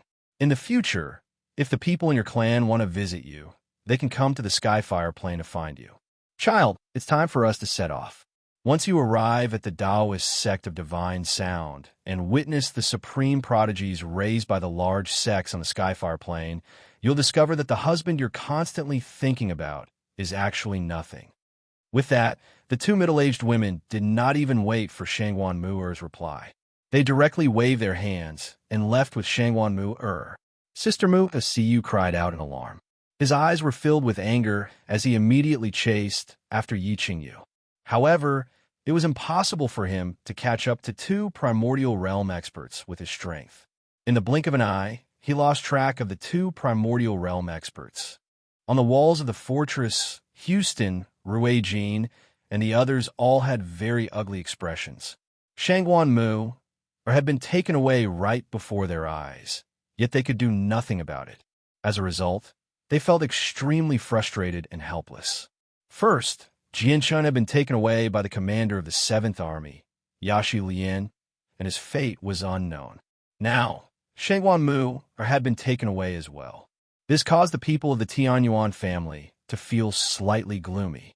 Shangwan Mu's departure naturally had an extremely great impact on the battlefield. Without her zither music, the soldiers of the heavenly demon religion immediately fought with greater courage. They were able to unleash their full battle prowess. On the other hand, the allied army of the divine kingdom of Pingtian was no longer able to maintain their previous equilibrium against the ferocious army of the heavenly demon religion. They immediately lost the upper hand. Even though they possessed an absolute advantage in numbers, their strength was on a completely different level. Kill! Ruijin bellowed out as he charged into the battlefield with a heavy heart. Afterwards, Houston and the others silently charged towards the soldiers of the heavenly demon religion. The divine king stood on the walls of the fortress as he faced off against the vice leader of the heavenly demon religion, Huan. Neither of them could take action. Once they did, it would directly lead to a battle between primordial realm experts. Jianshun had just sent off the princes of the other empires and the prodigies of the various sects and empires in the imperial palace of the Xiandao Empire on the northern region of the Cloud Plain. He returned to his temporary residence alone. A sliver of exhaustion appeared on his face. In the past few days, his battle against the Divine King of the Qinyun Gateway, where he defeated the Divine King as an overgod, had already spread across the northern region. It had attracted the attention of many large organizations in the northern region. As a result, people from various places constantly visited him. They were either the princes and young masters of empires or the disciples of various large sects and clans. With so many prodigies gathered together, there would naturally be battles. At the same time, they all doubted whether Jianshun was really as powerful as the rumors said. As a result, Jianshun faced the challenges of many prodigies in the past few days. In the beginning, he would turn them down, but the more he turned them down, the more they wanted to challenge him. In the end, there would only be more and more people who wanted to challenge him. In the end, Jianshun could only spar with these prodigies and display some of his strength. However, through this, Jianshun managed to befriend many prodigies of large sects and princes of empires. He learned about many strange matters of the northern region from them. At this moment, a young man who seemed to be around Jianshun's age rushed in from outside in a hurry. He said, "Brother Jianshun, Princess Tian, and the fifth prince of the Shi dynasty have come to visit. They especially want to see you." The young man directly arrived before Jianshun. He was both excited and emotional. He said excitedly, "Brother Jianshun, this is Princess Tian and the fifth prince. Do you know just how great their statuses in the Shi dynasty are? Please tell me, Brother Jianshun." As soon as he heard the Shi dynasty, Jianshun's eyes lit up. The young man before him was called Jianshun. He was a prince of the Xiandao dynasty. In the past few days, it was not just Prince Jianshun. Basically, all the princes of the Xiandao dynasty had tried to befriend Jianshun, trying their best to befriend Jianshun. As a result, Jianshun basically knew all the princes of the Xiandao dynasty. Prince Jianshun cleared his throat and began to introduce. This Princess Tian was personally conferred by His Majesty, Emperor Shi. It's said that she's related to the Empress by blood. Not only is she the Empress Junior, but she's also the person the Empress dotes on the most. It's said that Princess Tai and is the person closest to the Empress in the Shi dynasty aside from His Majesty, Emperor Shi. In the Shi Empire, the imperial family is just too large. The children of the emperor are born as princes and princesses, while the descendants of the siblings who are related to the emperor by blood are also princes and princesses. As a result, there are quite a few princes and princesses in an eternal empire, Jianshun explained. But in reality, many of the princes and princesses only possess a single identity. They are extremely distant from the current emperor. As a matter of fact, some of the princes and princesses will never be able to speak to the emperor in their entire lives. However, Princess Tai is someone who can visit the empress at any time, and she has been personally conferred the title by Emperor Shi. That's how great her status is. No one in the Shi dynasty can compare to her. As for the fifth prince, he's also the person Emperor Shi admires the most. His father was one of the brothers that Emperor Shi had the best relationship with Emperor Shi when he was still the crown prince. As everyone knows, Emperor Shi has no descendants. Even though the fifth prince is not a descendant of Emperor Shi, many people believe that Emperor Shi is nurturing the fifth prince as his future successor, given how much Emperor Shi admires him. Chapter 1953. Brother Jianshun, let's go. Let's go meet Princess Tai and the fifth prince as soon as possible. Jianshun's eyes became brighter and brighter after listening to the prince's introduction to the princess and the fifth prince.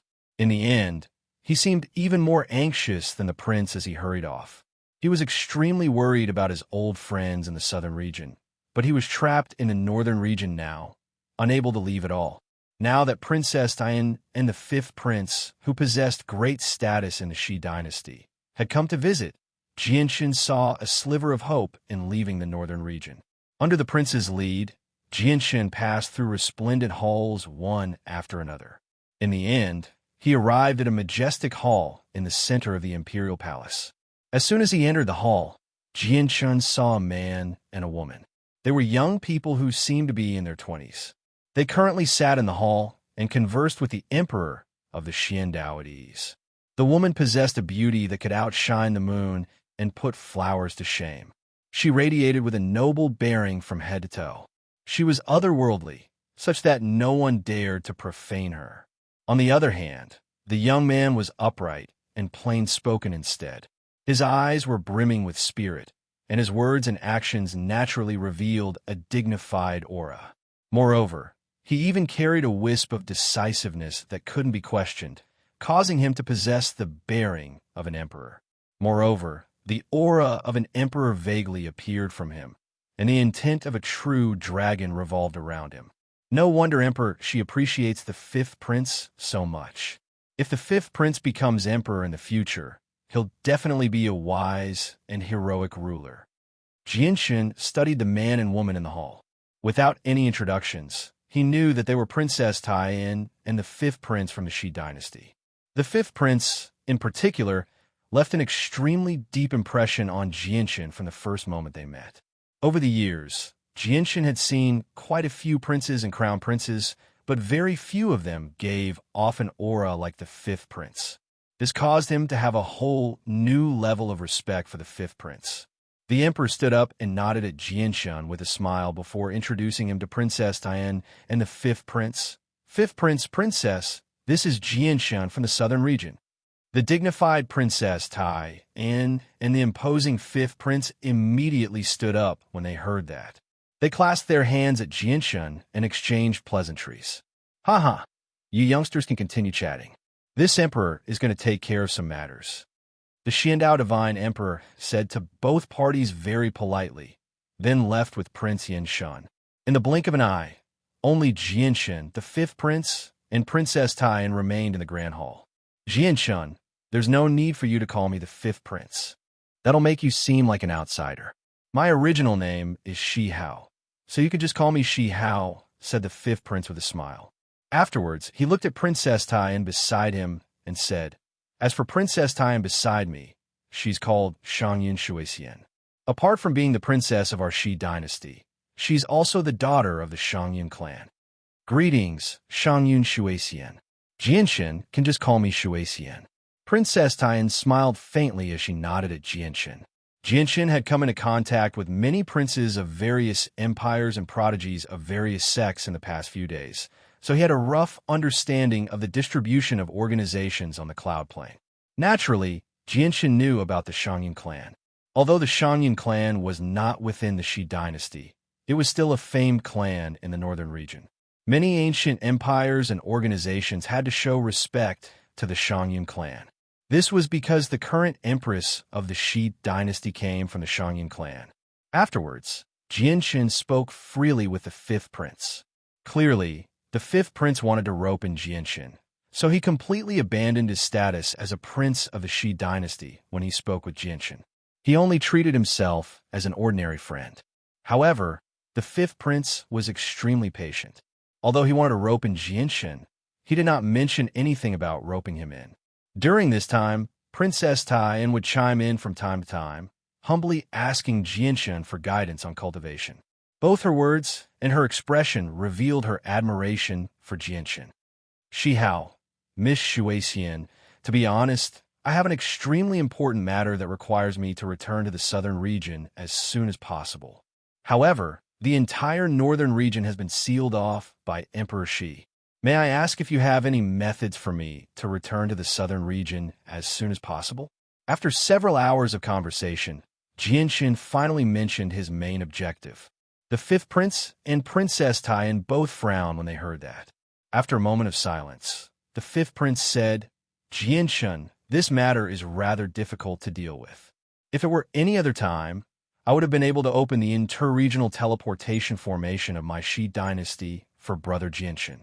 Even if the teleportation formation of the Shi dynasty is unusable, I believe that with my prestige, I should be able to borrow the teleportation formations of the ancient empires and organizations in the northern region.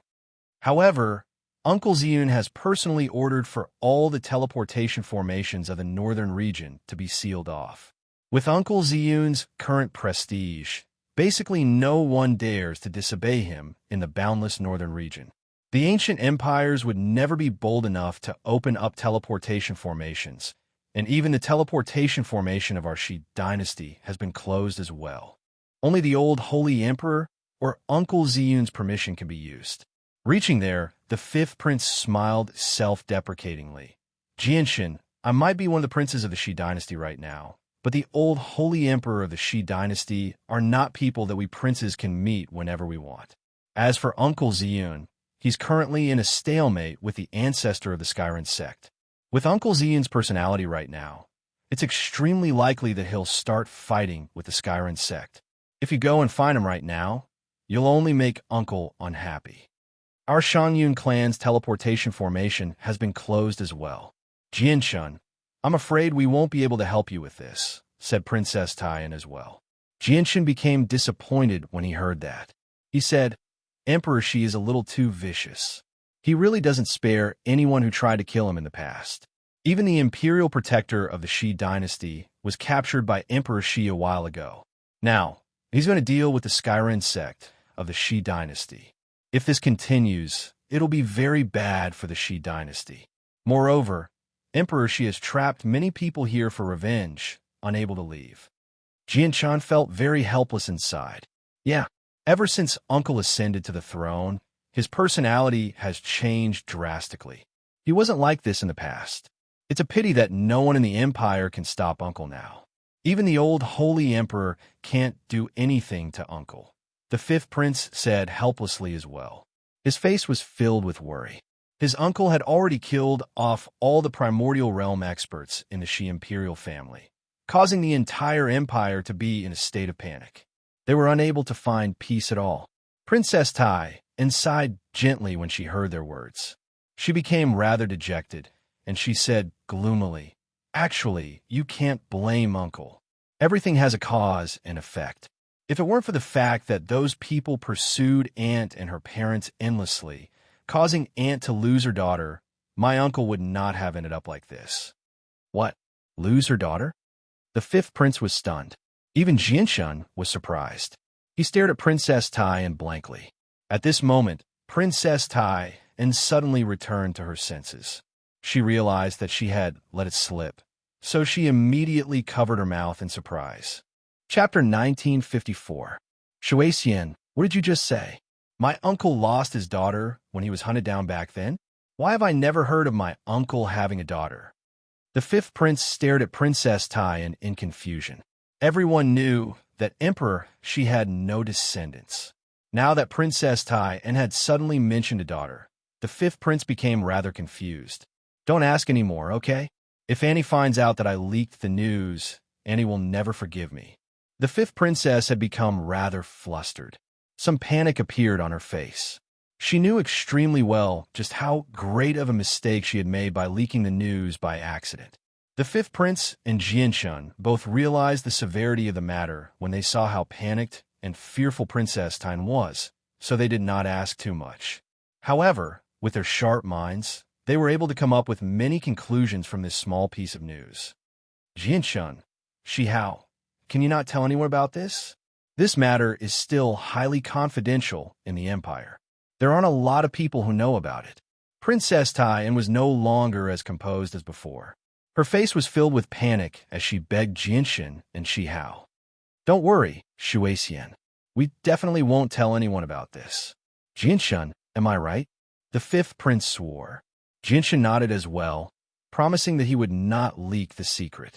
Princess Taiyan was no longer in the mood to stay in the Xiandao dynasty after something like this happened. She bid farewell to Jianshan in a hurry and left uneasily. Naturally, the fifth prince did not stay behind after Princess Taiyan left.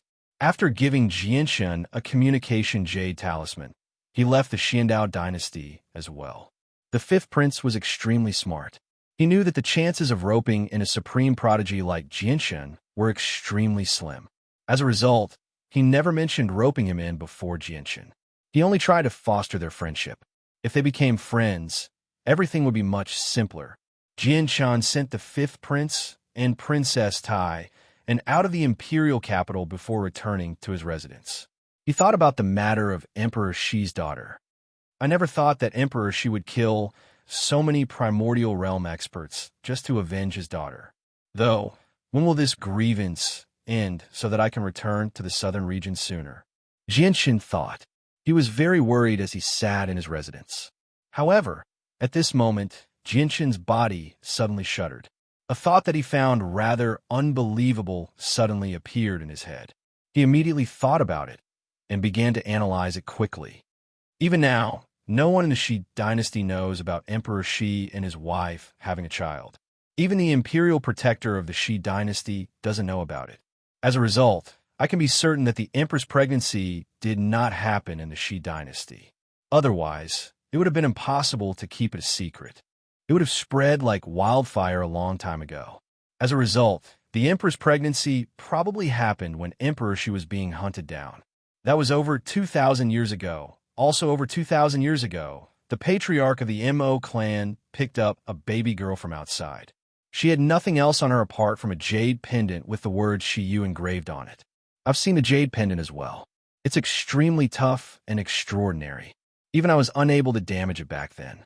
As a result, the person who left behind the words on the jade pendant must have possessed an extremely great cultivation. The time matches, the surname matches, and the gender matches.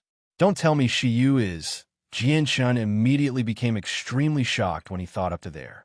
He found it to be very unbelievable. After a moment of hesitation, Jianxin suddenly looked in the direction that Princess Tian and the fifth prince had left in and chased after them as quickly as he could. Outside the imperial capital, a luxurious carriage was propelled by 9 exotic beasts as it rapidly flew through the air. Several dozen powerful guards followed the carriage closely on both sides. To no surprise, the leader was a divine king. At this moment, Princess Tian of the Shi dynasty and the fifth prince sat in the carriage. Shui Xian, can you tell me in detail what's going on? When did uncle have a daughter? Why haven't I heard about it before? The fifth prince asked curiously. This luxurious carriage was also a magic treasure with extremely strong defensive power. It was covered with array formations, and the conversation inside could not be transmitted to the outside at all. I'll have to start from when my uncle and aunt were being hunted down. Back then, my aunt and uncle unexpectedly discovered that they were pregnant when they were hunted down by their enemies. Only when my aunt gave birth to the child did they make up their mind to abandon her, as they were unable to protect their newborn daughter. They hoped that their daughter could survive. Princess Tian said slowly. So that's how it is. I never thought that I would actually have a younger sister. What happened after that? What happened to my sister? Is there any news? The fifth prince was greatly surprised before asking in concern. Princess Tian shook her head. Her face was gloomy. She said, back then, my aunt and uncle were hunted down extremely miserably.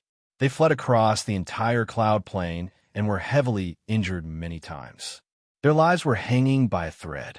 The situation was extremely dangerous. Even they had no idea where their daughter was, so they don't even know if she's still alive. It's just that after my uncle ascended to the throne, he offended far too many people in order to take revenge. As a result, he never dared to announce that he had a daughter, afraid that their enemies would find their daughter first. As a result, he could only send trusted subordinates to search the entire cloud plain secretly. However, after all these years, there's still no news at all. Princess Tai and looked at Shi Hao when she reached there. She said, Shi Hao, you understand the severity of this matter now, right? You can't tell anyone about this. Shi Hao nodded sternly. He said, Shui Xian, I know what I'm doing.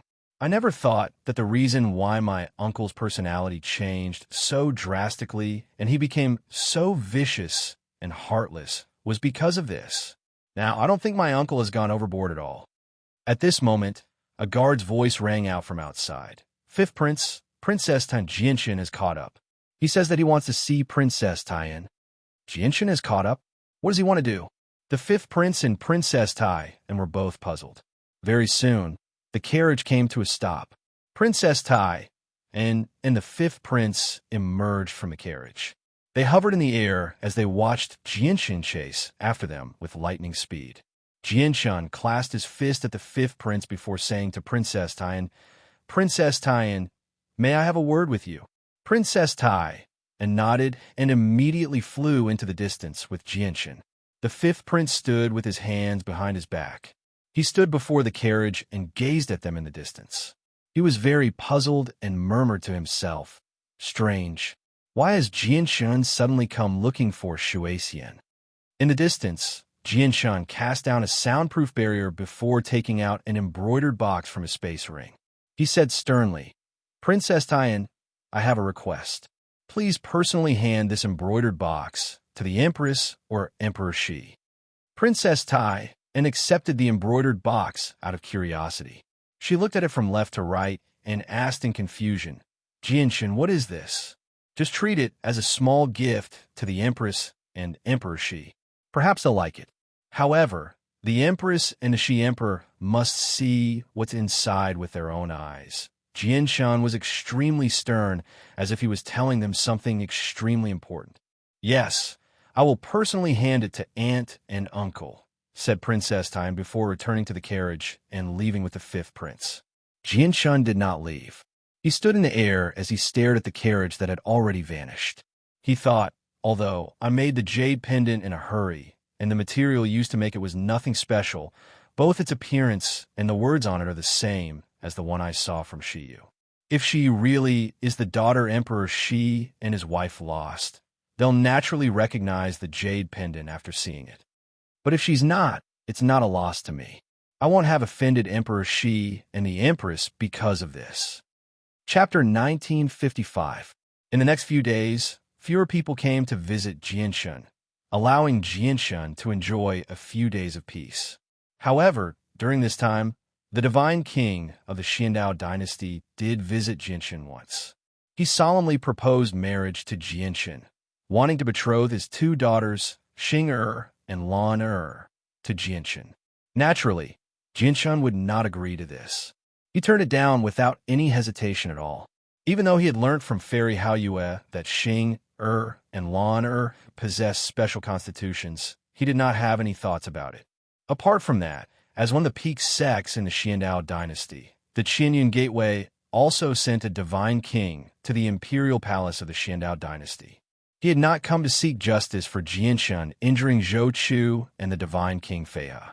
Instead, he had brought a heavy gift and an extremely sincere apology, hoping to bury the hatchet. Jianshun knew that it was all because of Fairy Haoyue's deterrence, which was why the Qianyun Gateway was willing to swallow their anger. He did not have any irreconcilable grievances with Qianyun Gateway, nor did he want to become enemies with Qianyun Gateway. As a result, Jianshun gladly agreed to Qianyun Gateway's offer of reconciliation. Apart from this matter, two other major events that shook up the entire northern region had also happened. First, the first, second, and third armies of the heavenly demon religion had attacked the northern region, unleashing endless slaughter on the borders of the northern region. This matter had directly angered the Empress of the Shi dynasty. The Empress of the Shi dynasty had personally taken action, killing her way over alone and heavily injuring a vice leader of the heavenly demon religion. Now, the heavenly demon religion's attack on the northern region had been temporarily stopped. The second matter was even more shocking. After several days of stalemate with Emperor Shi, the ancestor of the Skyren sect, the Shi dynasty Skyren sect, finally came to a compromise. He handed over the two great elders of the Skyren sect who had taken part in hunting down Emperor Shi. The Skyren sect's compromise caused a huge commotion among the various organizations in the northern region, shocking them all. The Skyren sect was a peak sect that also possessed a chaotic prime. Normally, even the imperial family of the Shi dynasty treated them politely. However, the ancestor of the Skyren sect, despite how forceful Emperor Shi was as a chaotic prime, he actually chose to yield, handing over the two great infinite elders. Even with the entire Skyren sect in perspective, there were only 3 infinite prime great elders. No one dares to defy Emperor Shi's might. After this matter, Emperor Shi's might became even greater. People who praised Emperor Shi could be heard everywhere in the northern region. The matters between Emperor Shi and the Skyren sect have finally been resolved. I hope the seal of the northern region is lifted soon. Jianxin sat in the imperial palace of the Xiandao dynasty as he looked at the tremendous formation in the air. He was secretly eager. I've already refined all the poison in the monster cores and demon cores. At this moment, Fairy Haoyue's voice rang out in Jianxin's head. The Fairy Haoyue slowly made her way over in a white dress. It's best if you don't leak these monster cores and demon cores in the southern region. They're connected to a prince of the Blood Sun Empire. The Blood Sun Empire status in the southern region is similar to the Shi dynasty in the northern region. You know what's at stake here? Jianxin accepted the demon cores and monster cores from Fairy Haoyue. They were fist-sized, and after refining the poison, they became crystalline. He could even vaguely see the pure and powerful energy flowing slowly within them. It was extremely active. Fairy Haoyue raised her head to the sky and stared at the screen of light that sealed off the entire northern region. She said, "Since the matters between Emperor Shi and the Skyren sect have been resolved, the seal won't last much longer. Tomorrow, the people from the Xiandao dynasty will move against another great sect that they have a feud with. Once I complete the transaction with the Xiandao dynasty, I should leave the Cloud Plain and return to the Moon God Hall." As soon as the Moon God Hall was mentioned, Fairy Haoyue struggled to remain calm. Her emotions fluctuated slightly. It's been so many years. I wonder how the Moon God Hall is doing. Has Father seen through an impotion scheme?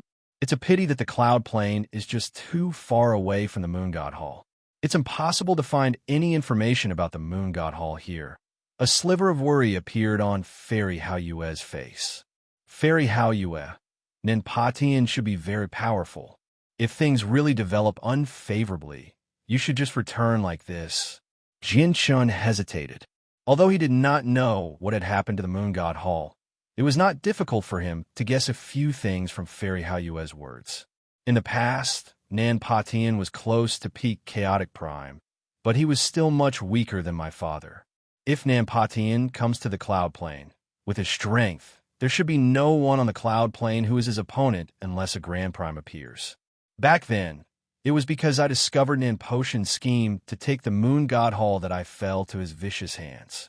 In the end, my body was destroyed, and my soul accidentally fled to the lower worlds, Fairy Haoyue said in a heavy voice as killing intent flickered in her eyes. Jianxin sank into his thoughts when he heard that. Only after quite a while did he say seriously, "Fairy Haoyue, I suggest that you return to the Moon God Hall a little later and work hard to increase your strength. If Ninpatian really does plan to take over the Moon God Hall, you won't be of much help even if you go with Ninpatian." Fairy Haoyue sighed gloomily. "How can I not understand what you're saying? But I can't wait any longer. It's been so many years.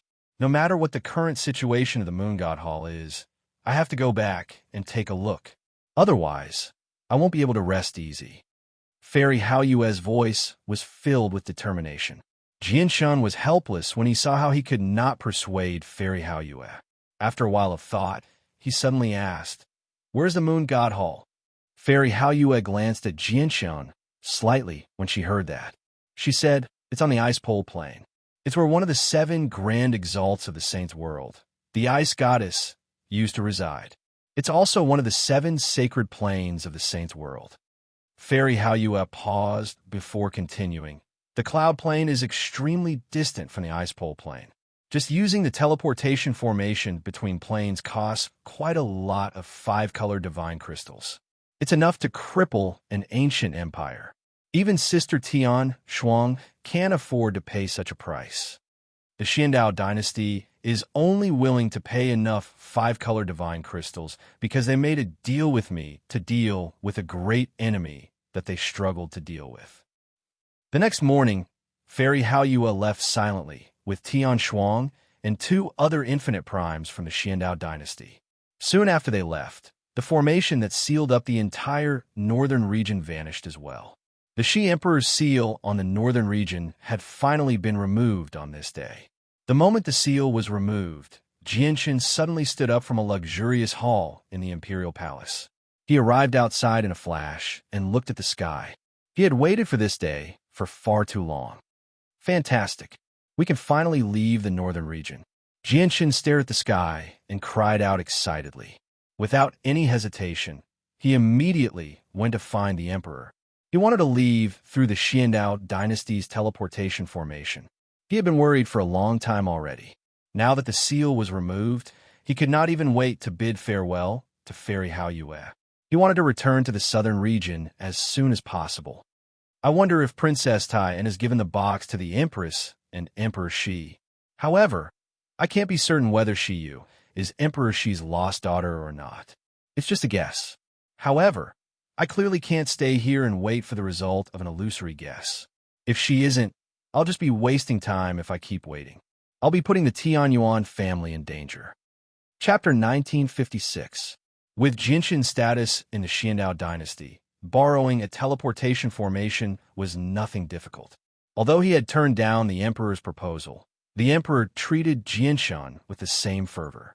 He personally escorted Jianshan to the teleportation formation in the imperial palace, so Jianshan did not even have to pay the exorbitant fee to use the formation.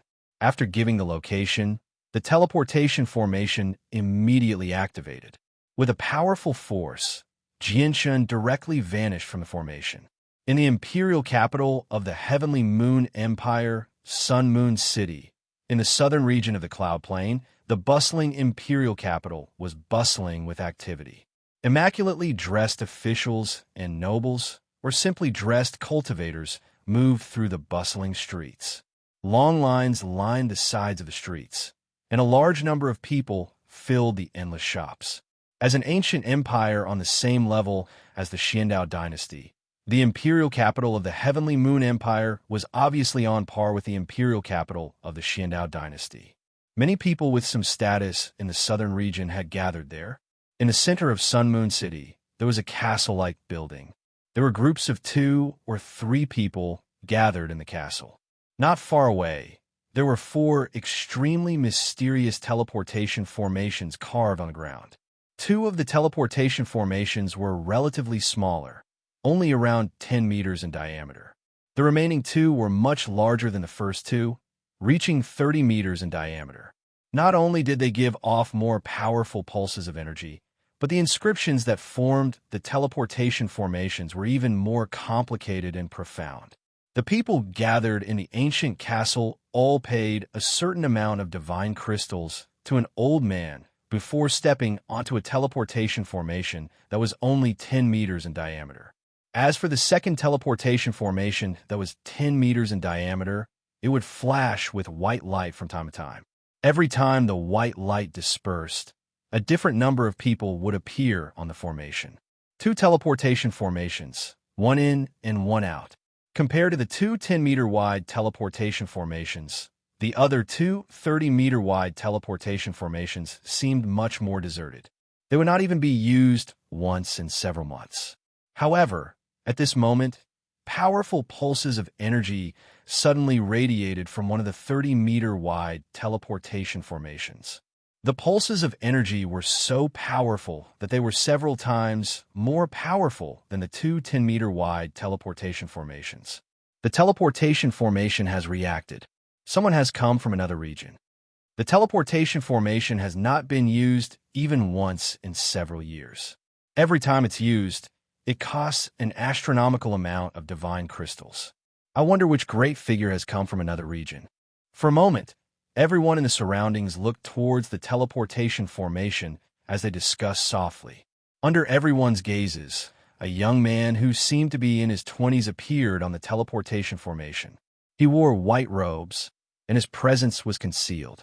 He seemed just like an ordinary person. However, his resolute and handsome face carried a somewhat cold expression. His seemingly ordinary eyes also carried an oppressive feeling that caused many people to feel fear in their hearts. This person must be an expert. Many people around the teleportation formation secretly commented. Their gazes were filled with envy and reverence. To no surprise, the young man was Jianshan. Jianshan did not stay for long. He left the castle as soon as he emerged from the teleportation formation. He bought a map from a store in the imperial capital and left in a hurry after confirming his location. He did not waste any time at all. In order to find a path of retreat for the Tianyuan family, he had cast down a teleportation formation in the heavenly moon empire. However, the teleportation formation was located extremely far away from the imperial capital. As a result, he needed to hurry to where he had cast down the teleportation formation in the heavenly moon empire. Only then could he return to the divine kingdom of Pingtian in the shortest amount of time possible. The Tianyuan family in the Dong, a province of the divine kingdom of Pingtian, seemed rather gloomy recently. The entire clan was filled with an oppressive atmosphere. This was because the patriarch of the Tianyuan family, Jianshun, had gone missing for many days. No one knew if he was still alive. Jianshun was the entire Tianyuan family. Even though the Tianyuan family had other overgods, they were nowhere near as important as Jianshun. As a result, Jianshun's disappearance affected the entire clan greatly. I hope the patriarch can return safely. The Tianyuan family cannot go without Jianshun. At this moment, Mo Ling, Ando Fu, and the former patriarch of the Mo clan, Mo Xingfeng, gathered together. All of them were worried. The former patriarch of the Mo clan, Mo Xingfeng, had become a god after receiving a large amount of cultivation resources from the Tianyuan family. He had become an elder of the Tianyuan family. Right at this moment, the expressions of the three of them simultaneously froze. Their eyes widened as they stared ahead in shock. The white-robed Jianshun slowly walked out of the forbidden grounds. Family head? Mo Ling and the other two exclaimed in disbelief. At this moment, the three of them had become a blur. Everyone knew that the patriarch of the Tianyuan clan had been taken away by the commander of the 7th Army of the Heavenly Demon Religion, Yashi Lian. There was no news of him at all, and no one knew if he was still alive. Yet now, the patriarch of the Tianyuan clan, who was rumored to have been taken away by Yashi Lian, had actually walked out of the forbidden grounds perfectly fine. Mo Ling and the others were rather confused by this. What's the situation on the front lines? Are Siyu and the others fine? Jianshun asked rather nervously. He was afraid that something he did not wish to see had happened while he was gone. Elder Siyu and the others are fine. At the same time, Elder Siyu and Elder Houston have both become overgods, said Mo Ling. His face had become bright red from excessive excitement. Jianshun finally let out a sigh of relief. He could not help but smile before immediately making his way to the front lines of the divine kingdom of Pingtian. The battle continued on the frontier of the divine kingdom of Pingtian. The sturdy fortress had completely collapsed, forcing the divine kingdom of Pingtian to use a large number of soldiers to create lines of defense to stop the army of the heavenly demon religion. The divine kingdom of Pingtian had done everything they could for this battle.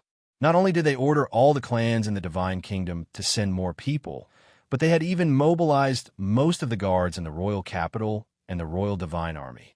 Aside from the divine kingdom of Pingtian, the other divine kingdoms in the surroundings had sent out a large number of troops as well. They used spatial treasures to transport the troops for various places. Only by gathering the strength of several countries could they contend against the three armies of the heavenly demon religion. The divine king hovered in the air as he observed the battle in the surroundings. He was not optimistic at all. His brows remained furrowed the entire time. Vice leader Huayan stood with his hands behind his back before him. He hovered there leisurely as a faint smile appeared on his face. He seemed like victory was already in his grasp. He looked at the sky. With his unique cultivation method, he could clearly sense strands of invisible soul energy gathering in the sky. All of it was absorbed into the sea of blood in the headquarters of the heavenly demon religion. I've already completed half of the Grand Elder's mission, thought Huayan. He also understood that the heavenly demon religion's attack this time was not actually an invasion. Instead, it was an endless slaughter to gather soul energy. Suddenly, Huayan's eyes narrowed. He stared behind the divine king. With his eyesight as a primordial realm expert, he could clearly see a figure hurrying over with lightning speed on a sword. It's Jianshun. Why isn't he dead yet? Huayan frowned. At the same time, the divine king sensed Jianshun rushing over from behind. He was slightly surprised before he seemed to think of something, and he came to a realization. Jianshan greets your majesty. Jianshan arrived before the divine king very soon and clasped his hands towards him. Good, good, as long as you're fine. The divine king nodded with a smile. Jianshan's return had dispersed some of his gloominess. Jianshan, where's the commander of the 7th Army? Yashi Lian? Huayan asked sternly. Looking at the unscathed Jianshan, he suddenly felt an ill omen. Jianshan smiled mysteriously when he heard Yashi Lian's name. He said, Your Majesty, I just happen to have a small gift for you. With that, Jianshan immediately pulled out the commander of the 7th Army, Yashi Lian, who was locked up in the Bright Moon Divine Hall. Yashi Lian's cultivation was still sealed, so she was unable to unleash her great strength. She was held in Jianshan's hand like a chick. Yashi Lian, Vice Sect Leader Huai's expression changed greatly as he cried out in alarm. His face was still filled with deep disbelief. This was because the outcome was completely different from what he had imagined. It could be said that the outcome had been completely reversed. Afterwards, Huai moved and shot towards Yashi Lian as quickly as he could. He wanted to save Yashi Lian from Jianshan. Primordial realm experts were so fast that Jianshan was unable to sense them at all. Huayan, if you take another step forward, I'll obliterate her soul right now. The Divine King's voice rang out slowly. He had already appeared before Jianshan silently and pressed his hand against Yashi Lian's head. With his strength as a primordial realm expert, he only needed to exert a little force, and he could obliterate Yashi Lian instantly. Even Huayan would not be able to save her in time. The Divine King's words made Huayan come to a halt. His face was sunken as he glanced at Yashi Lian sternly. The light in his eyes flickered with uncertainty. In the end, Huayan no longer dared to advance, but he did not retreat either. He glared at Jianshan and said sternly, What a Jianshan! I never thought you would have some ability. Even Yashi Lian has ended up in your hands. Chapter 1957. Primordial Realm? Huayan snorted coldly. His eyes were extremely cold as he growled. We need to properly investigate this matter and see just which primordial realm expert is bold enough to oppose our heavenly demon religion like this. If it were a battle between primordial realm experts, it wouldn't be a big deal even if they lost. However, as a primordial realm expert, they actually laid their hands on a divine king. Our heavenly demon religion will never let this matter go. We will definitely pursue this matter to the end. Huayan stared at the divine king sternly when he reached there. He said, Ping Tian, let go of Yashi Lian. The divine king smiled. Huayan, it looks like Yashi Lian holds quite a high position in your heart from how anxious you are. With that, the divine king could not help but tighten his grip on Yashi Lian's head. Primordial realm laws vaguely condensed as he threatened Huayan. It's not impossible for me to let go of Yashi Lian, but your heavenly demon religion has to withdraw immediately. Withdraw? That's impossible, Huayan said coldly. His eyes were extremely cold. In particular, there was heavy killing intent when he looked at Jianshan. If it were not for the fact that the primordial realm expert behind Jianshan had captured Yashi Lian today, Huayan would never have been forced into such a passive situation. All of this was caused by Jianshan. I can't let go of Jianshan. Let's not even talk about how great of a problem he'll become once he matures. Just the matter of Yashi Lian is unforgivable. Huayan was filled with killing intent. At that moment, he was even tempted to ignore the Divine King and directly charge over to kill Jianshan. However, Yashi Lian was in the Divine King's hands, so he did not dare to act recklessly. Since your heavenly demon religion refuses to withdraw, I can only disregard my status and personally kill the commander of the 7th Army of the heavenly demon religion. That way, I can weaken your heavenly demon religion's strength. The Divine King's voice became cold. He was filled with determined killing intent. He was a decisive person. Since they could not come to an agreement, he would not spare Yashi Lian's life. Stop! Just when the Divine King was about to kill Yashi Lian, Huayan suddenly called out. The Divine King was emotionless. The powerful power of primordial realm laws had already gathered around his finger on Yashi Lian's head. Huayan, have you made up your mind? The divine king glared at Huayan. Pingtian, I'll tell you the truth. You can't kill Yashi Lian. If you really do, your divine kingdom of Pingtian will be destroyed. This is because Yashi Lian is the direct disciple of one of the 8 elders, the Fox Saint Elder. At the same time, she's the only disciple of the Fox Saint Elder. You should be able to guess just how great her status in the Fox Saint Elder's heart is, Huayan said sternly. The Fox Saint Elder? The divine king frowned. His understanding of the Empyrean demon cult was only limited to the branch on the cloud plane. However, the Fox Saint Elder had clearly exceeded the level of the branch on the cloud plane. I never thought she would actually be the direct disciple of the Fox Saint Elder. Pingtian, you really can't kill Yashi Lian. Because once the Fox Saint Elder arrives, besides the eternal Blood Sun dynasty, no one in our ancient dynasties in the southern region is a match for him. At this moment, an old voice suddenly rang out in the divine king's head. The divine king knew who the owner of the voice was. He was a primordial realm ancestor of the imperial family of the Heavenly Moon Empire. He watched over the imperial family and used the powerful senses of a primordial realm expert to communicate with him from extremely far away. The divine king thought quickly. He said to Huayan, "So what if she's the direct disciple of the Fox Saint Elder? Casualties are unavoidable in a battle. If the Fox Saint Elder really is bold enough to come, do you think the Blood Sun Empire will just turn a blind eye to it?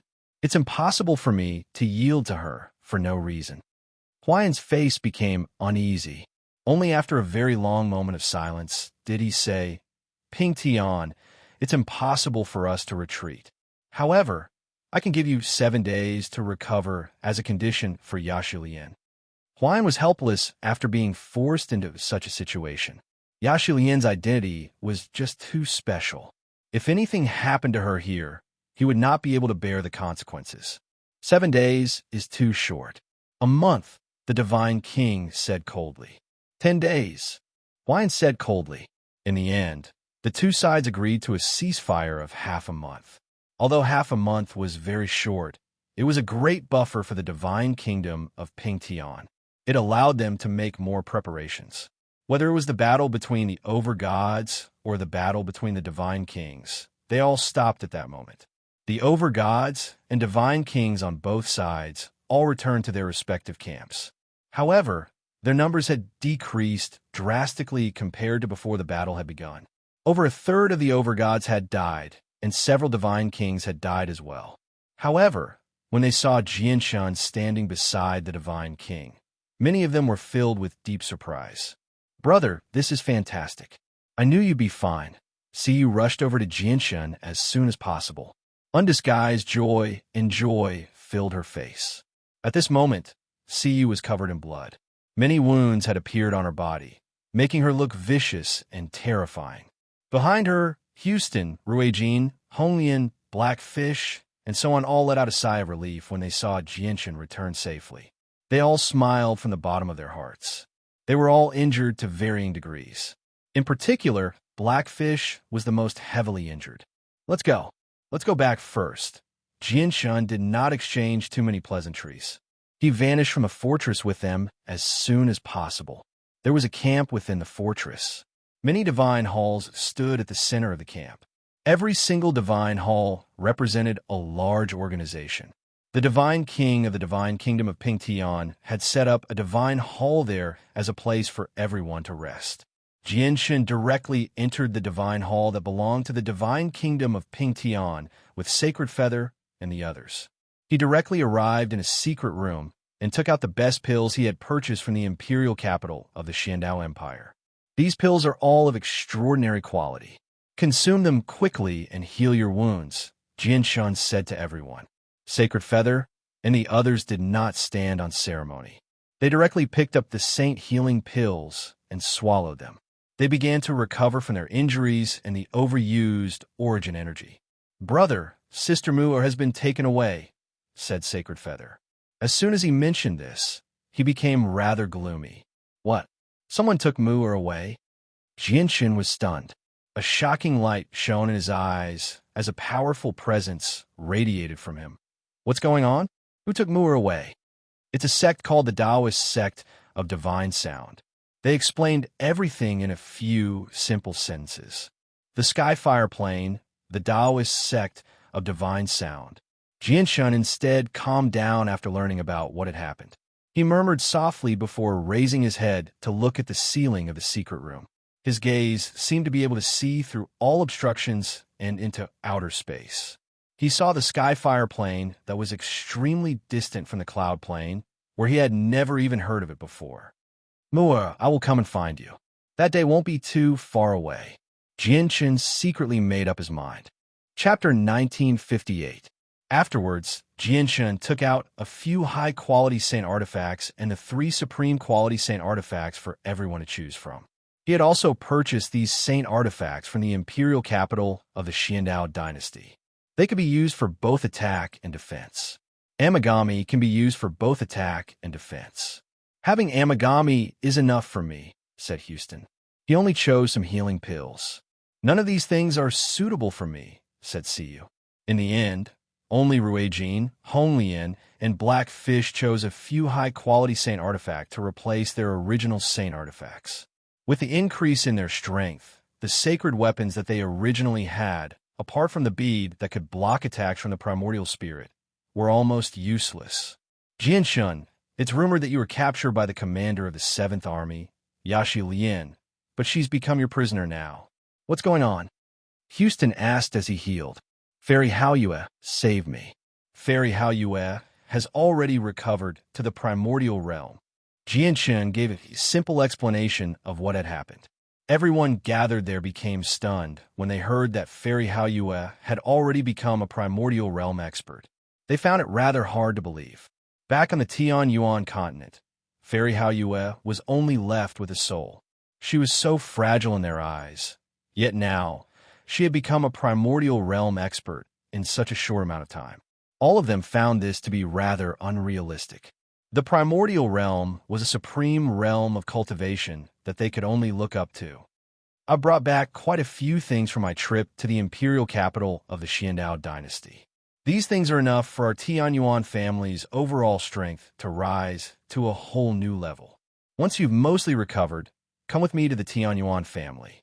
I want to use this half a month of ceasefire to reorganize the Tianyuan family so that we can fight on the front lines without any worries, Jianshun said. He thought about how an unknown group of people had attacked the Tianyuan family when they were collecting materials for teleportation formations. Before he found out who was behind this and completely eliminated this threat, the Tianyuan family would always be enveloped by an invisible sense of danger. As a result, Jianshun had always been very worried about the patriarch of the Tianyuan clan. He was afraid that something would happen to the clan while he was away. During this period of ceasefire, the divine kingdom of Pingtian was not peaceful. The divine king personally passed down a divine decree to deploy all the soldiers of the divine kingdom to the front lines. At the same time, he recruited a large number of soldiers in the divine kingdom. At the same time, the divine king communicated with the primordial realm experts of the heavenly moon empire through the senses of his soul in order to obtain even more reinforcements. This was because it was impossible for the divine kingdom of Pingtian to stop the armies of the heavenly demon religion with just their strength alone. At the same time, the divine kings of the surrounding divine kingdoms responded to the divine king's call. They mobilized even more soldiers and sent them to the divine kingdom of Pingtian. The fortress on the front lines was being rebuilt as well. Several divine kings worked personally, forging the long fortress until it was as tough as a defensive saint artifact. The Empyrean demon cult replenished their forces in an orderly manner as well. Although the 300,000 soldiers of the 3 armies had suffered casualties, the Empyrean demon cult definitely did not just consist of the 9 armies. Behind the 9 legions, there was a reserve army. Once the soldiers of the 9 legions were injured, they would immediately be replaced by reinforcements from the reserve army. However, for some reason, the 9 armies of the heavenly demon religion remained at 100,000 people. They never exceeded this number. A few days later, Ruijin and the others had mostly recovered. Jianshun immediately took them back to the Dong and province. When they set off, Many of the ancestors of the powerful clans in the Dong and province had come as well. They followed Jianshun to the fortress. However, apart from the people from the Tianyuan clan, there were only 2 ancestors from the powerful clans that had returned to the Dong and province this time. Jianshun looked at the 2 remaining ancestors of the powerful clans from the Dong and province and sighed inside. He silently controlled the flying vehicle to fly towards the Dong and province.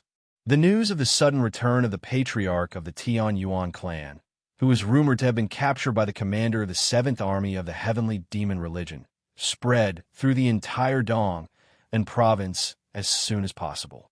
When Jianshun and the others approached the Dong and province on a flying vehicle, the city gates were already filled with people. Many people gathered there to welcome them warmly. The patriarch of the Tianyuan clan is a supreme overgod who has the right to be ranked on the overgod's plaque. Even with the entire saints' world in perspective, he's renowned among overgods. I never thought I'd be so close to a supreme overgod. He's a legendary figure. It's said that supreme overgods can kill divine king experts. The commander of the 7th Army sure is unlucky. She's actually offended a supreme overgod. Exactly. I heard that the commander of the 7th Army was captured alive by the patriarch of the Tianyuan clan. Even though the patriarch of the Tianyuan clan is still an overgod, capturing a divine king is already a piece of cake for him. Many people praised Jianshun amidst the warm cheers. Many people in the Dong and province could not help but show deep pride when the patriarch of the Tianyuan clan was mentioned. The flying vehicle directly carried everyone into the Tianyuan family. The elders had all been waiting for quite some time already. When they saw Jianshun and the others return safely, they were unable to hide their excitement and joy. Jianshun leapt off the vehicle. Just when he wanted to say something, a gleam of light suddenly flashed through his eyes. He stared at the residence that belonged to him sharply. There's someone inside. Jianshun shivered inside. His sharp senses allowed him to sense that something was moving in his room, but he was unable to sense anyone with the senses of his soul. This person's strength is far greater than mine. I can't sense anything with the senses of my soul at all. Jianshun's heart sank slightly. He directly made his way to his residence in some confusion. See you, Houston, and the others all sensed Jianshun's change. They looked at one another before following behind Jianshun. Jianshun directly pushed open the door and entered. He knew that before an expert who could not even sense anything with the senses of his soul, his every action was probably within their grasp. No matter what he did, he would not be able to escape their senses. As a result, he did not take any defensive measures. He just walked in openly.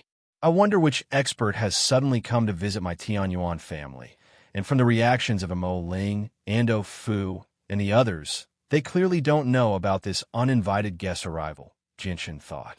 He was extremely confused. However, when he entered the room and saw the woman in white sitting alone at the table and leisurely eating the spirit fruit on the table, he couldn't help but be startled. Fairy, how you?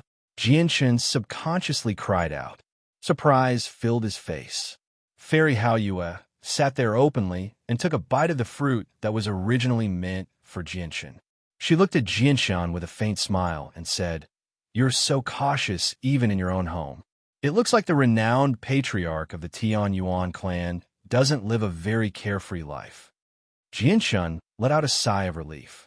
He ignored Fairy Hao Yue's teasing and said, Fairy Hao Yue, you've suddenly appeared in the southern region. It looks like the matters of the Xiandao dynasty have been perfectly resolved. Fairy Hao Yue stood up.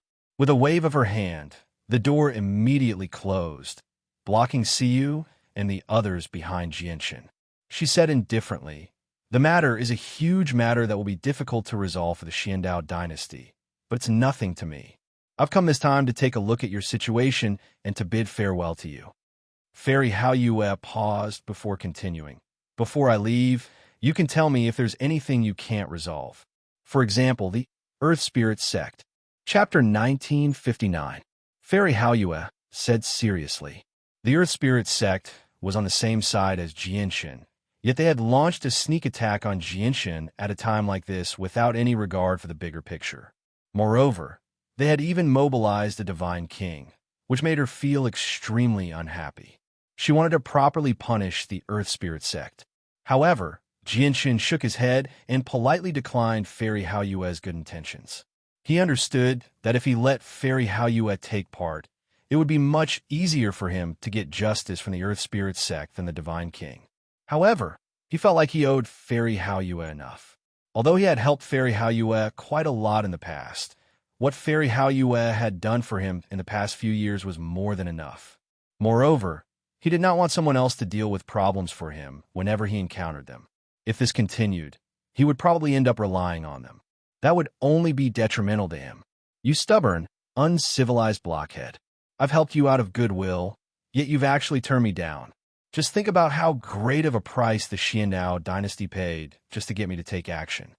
Do you think the Earth Spirit sect will take you seriously with your mere cultivation as an overgod?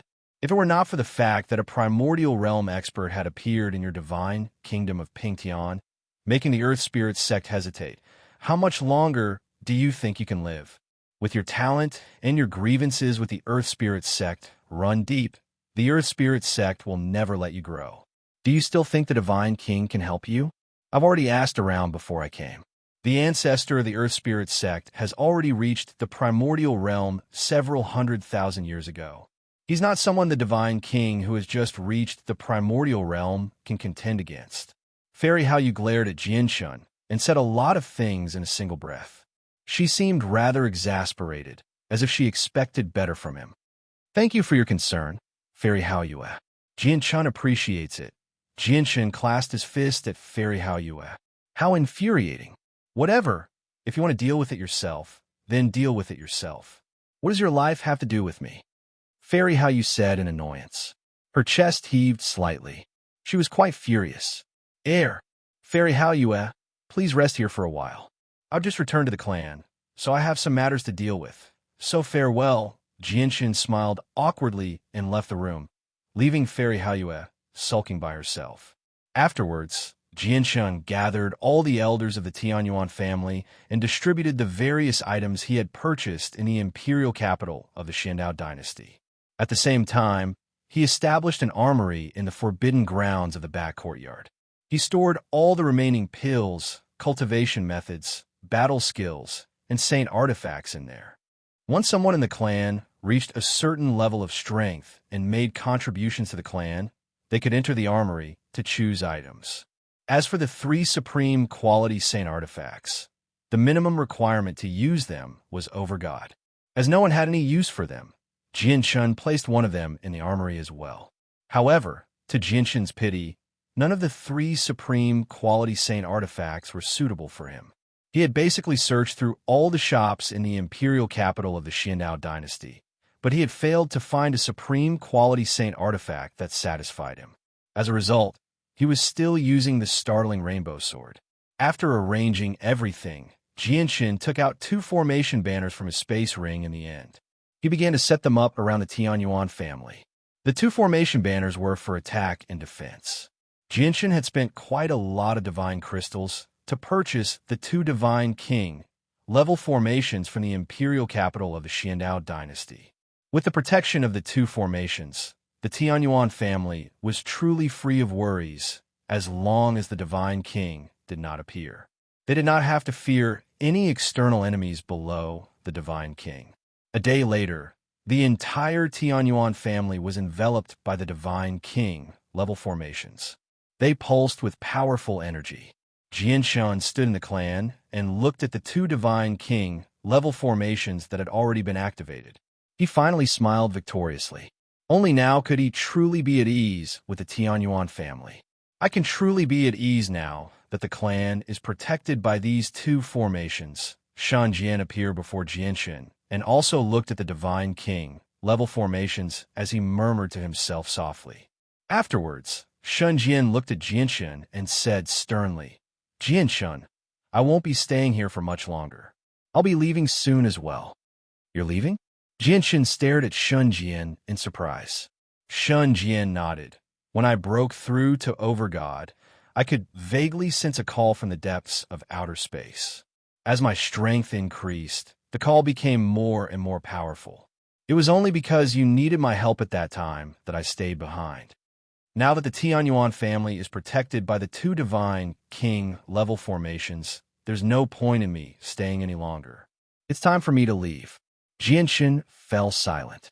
Ever since he had arrived in the Saint's world, he had always been with Shun Jian. He had grown from a weak deity to an overgod who reigned over an entire region. Now that Shun Jian suddenly wanted to leave, he felt rather reluctant to part with him. Their experiences in the past few years had already established a deep friendship between the two of them. They were like brothers who had gone through life and death together. Once they left, they would definitely have to travel far away. Who knew when they would meet again? As a matter of fact, they did not even know if they would meet again in the Dangerous Saint's world. "When do you plan on leaving?" Jianshin asked. His heart became rather heavy. "Once the battle here is over, I will prepare to leave." Shen Jian looked at the sky with a deep gaze as he spoke in a flat tone. In the blink of an eye, more than half of the half-month ceasefire had passed. The next morning, Fairy Haoyue called Jianshin over. As soon as she saw Jianshin, Fairy Haoyue directly said, "I plan on going to the branch of the heavenly demon religion on the cloud plane. Are you coming?" Jianshin was surprised when he heard that. He said, "That's the headquarters of the heavenly demon religion on the cloud plane. It's obviously a dangerous place. Why are you going there?" "It's just a branch. Even if it's a dangerous place, that's only for regular infinite primes." Fairy Haoyue continued, "The Empyrean demon cult has split into 3 armies, waging war against 3 regions at the same time. Their actions are definitely not as simple as a simple invasion of territory. I think there must be some unspeakable secret behind this war, so I plan on going and taking a look. I want to see what they're trying to do. You'll offend the heavenly demon religion if you do that," Jianshin said with some worry. Even Tian Shuang did not want Fairy Haoyue to be involved with the heavenly demon religion, so he naturally did not want Fairy Haoyue to offend the heavenly demon religion either. The heavenly demon religion was an extremely powerful organization. Even the peak organizations that stood at the apex of the cloud plane feared them. The slightest mistake could even lead to trouble for the Moon God Hall. Fairy Haoyue rolled her eyes at Jianshin and said, "Since when have you become so fearful? The heavenly demon religion is indeed very powerful, but I'm not afraid. Moreover, I'm just going to take a look and understand what they're planning. It's not like I'm going to destroy their entire branch. And it just so happens that the 3 vice leaders of the heavenly demon religion are away right now, so the headquarters is quite weak. It's the perfect time to infiltrate their headquarters." Jianshan hesitated for a while before making up his mind. "All right, I'll go with Fairy Haoyue to the heavenly demon religion's headquarters to take a look. I'll see what unspeakable motives they have for starting this war." Infiltrating the heavenly demon religion's headquarters on the cloud plane was definitely an extremely bold and risky move. This was because no one among the 6 ancient empires in the southern region of the cloud plane had the ability to do so. However, the Blood Sun Empire feared the heavenly demon religion. Even if they had supreme experts, they would not do something like that. Only Fairy Haoyue had the strength and courage to directly target the heavenly demon religion's headquarters. The heavenly demon religion's headquarters must be heavily protected by formations. I can break through the formations inside, but it'll be rather difficult for me to do it without causing any disturbances by myself. As a result, you need to find 3 other people apart from you. I'll give the 4 of you the Moonlight Illumination Formation to assist me," Fairy Haoyue continued. Chapter 1960. However, what Fairy Haoyue said afterwards made Jianshin rather hesitant. He said rather unconfidently, "But the strongest person I can find right now is only an overgod. The formation in the heavenly demon religion's headquarters is obviously extremely powerful. Will we be able to break through it with our strength?" "I don't want you to break through the formation. I just want the 4 of you to form the Moonlight Illumination Formation to conceal the disturbance," said Fairy Haoyue. Jianshan considered it seriously and said, "All right, I'll go and form them right now." Afterwards, Jianshan left and called Shun Jian, Siyu, and Houston over. He told them the details sternly. "What? Fairy Hao Yue wants to infiltrate the heavenly demon religion's headquarters? Shun Jian, Siyu, and Houston were all shocked. Their faces all became extremely stern. That's right. Fairy Hao Yue should be able to do that. However, if she wants to break through the formation without alerting anyone, she'll need our help. Are you going or not? Jianshin said seriously. Shun Jian, Houston, and Siyu said nothing. They had all been stunned by Fairy Hao Yue's actions. In their eyes, she was just too bold.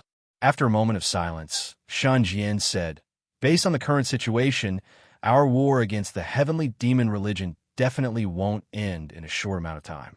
If the war drags on, it'll be extremely disadvantageous for all of us. As a matter of fact, there's even a chance that we'll die if we continue to fight for a long time. If we can use Fairy Hao Yue's strength to infiltrate the heavenly demon religion's headquarters and tamper with it, we might be able to end the war prematurely." Jianshin, when do we set off? Houston asked as well. Clearly, he had made up his mind. In the end, Siyu expressed his opinion as well. He had basically grown up with Jianshin, so he would go wherever Jianshin went. Even if he knew it was suicide, he would not hesitate at all. Before we set off for the heavenly demon religion's headquarters, we need to grasp the moonlight illumination formation, said Jianshin. Afterwards, Jianshin, Siyu, and Houston announced that they would enter seclusion to heal and that no one was to disturb them. They activated the Divine King-level protective formation enveloped the entire clan before they left the provincial city silently with Fairy Hao Yue. 3 days later, in an ancient mountain range far from the divine kingdom of Pingtian, there was an extremely well-hidden gorge. The entrance to the gorge was several thousand meters deep, and it was covered by a layer of lush vegetation and vines. It was very difficult to discover the existence of the gorge from the outside. This canyon was triangular in shape. It was narrow at the top and wide at the bottom. At the entrance to the ground, it was only a dozen meters in diameter. However, at the bottom of the canyon, it was an open space that was thousands of feet wide. At this moment, the bottom of the gorge that should have been extremely dark was illuminated by the gentle moonlight. Powerful pulses of energy permeated the surroundings, forming a tremendous pressure that crushed all the vegetation at the bottom of the gorge to pieces. Jianshin, Shun Jian, Houston, and Siyu stood in a special position, forming a formation. A white barrier completely condensed from moonlight force enveloped an area of several thousand meters with the four of them at the center. The four of them bathed in the gentle moonlight as well, making them shine brightly. However, at a closer glance, it was quite obvious that the moonlight force did not originate from the four of them. Instead, it originated from a crystal in their hands. The four of them were able to form this moonlight illuminating sky formation by controlling the moonlight energy contained within the crystals and cooperating with each other. Fairy Hao Yue hovered in the air as she watched the four of them cast the formation nearby. She said, "There's basically no problems with the moonlight illumination formation anymore. The formation doesn't possess any offensive abilities, nor does it possess any defensive abilities. However, it can conceal any disturbances within the formation. As long as it doesn't exceed the limits of the formation, even the 3 vice leaders of the heavenly demon religion won't be able to sense what's happening within the formation. With the assistance of the moonlight illumination formation, I have complete confidence that we can infiltrate the headquarters of the heavenly demon religion without alerting anyone. Let's go. It's time for us to set off." Afterwards, the 5 of them left the hidden gorge and directly made their way to the headquarters of the heavenly demon religion on the Cloud Plain. In an extremely remote and desolate plain in the southern region of the Cloud Plain, the sky was filled with endless darkness. There was no sunlight at all. The ground was covered in blood. It was dark red, as if it had been poured with blood. In the depths of this desolate and deathly still land that seemed to have fallen into eternal darkness, there was a majestic ancient castle that silently stood there. The ancient castle was extremely large. It was completely dark red, as if it had been dyed with endless blood. Before they even got close, they seemed to be able to smell the thick stench of blood. There was also the smell of death that permeated between the heavens and the earth.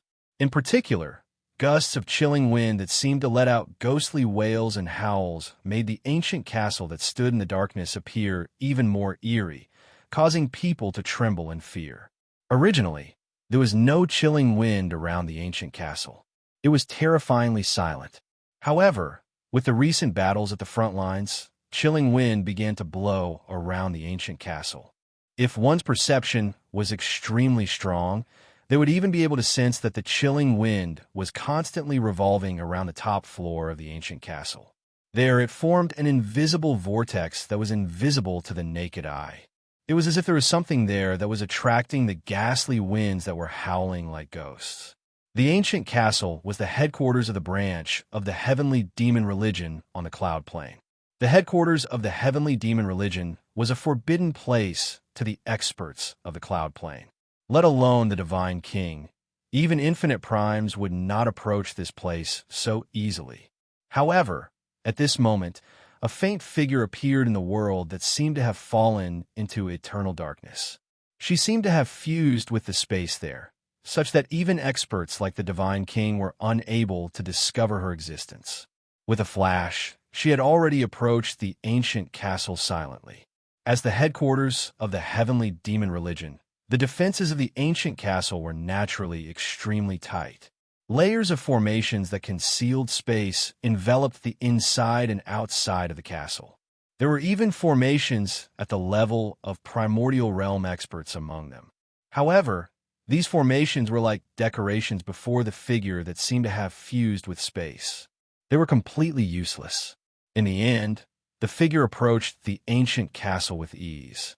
A large army of the heavenly demon religion gathered outside the castle under the lead of a divine king. At this time, the door of the dark red castle suddenly opened. A white-clothed man walked out with his hands behind his back. He was expressionless as he strode out. His pale face revealed a hint of femininity. He was as handsome as a woman. People couldn't help but take a few more glances at him. "Greetings, protector." The divine king who stood at the front of the army immediately bowed when he saw the white-robed man. The white-robed man nodded emotionlessly and said coldly, "Vice Leader Huan has orders for you to set off immediately. Remember, you have to complete the Vice Leader's mission cleanly. As for the God Kings, the protectors of our Hall of Protectors will deal with them." "Yes, yes, sir." What Protector Zeng didn't notice was that when he opened the gate of the castle and walked out of it, a faint shadow flashed by and disappeared into the castle. It was only a few meters away from him.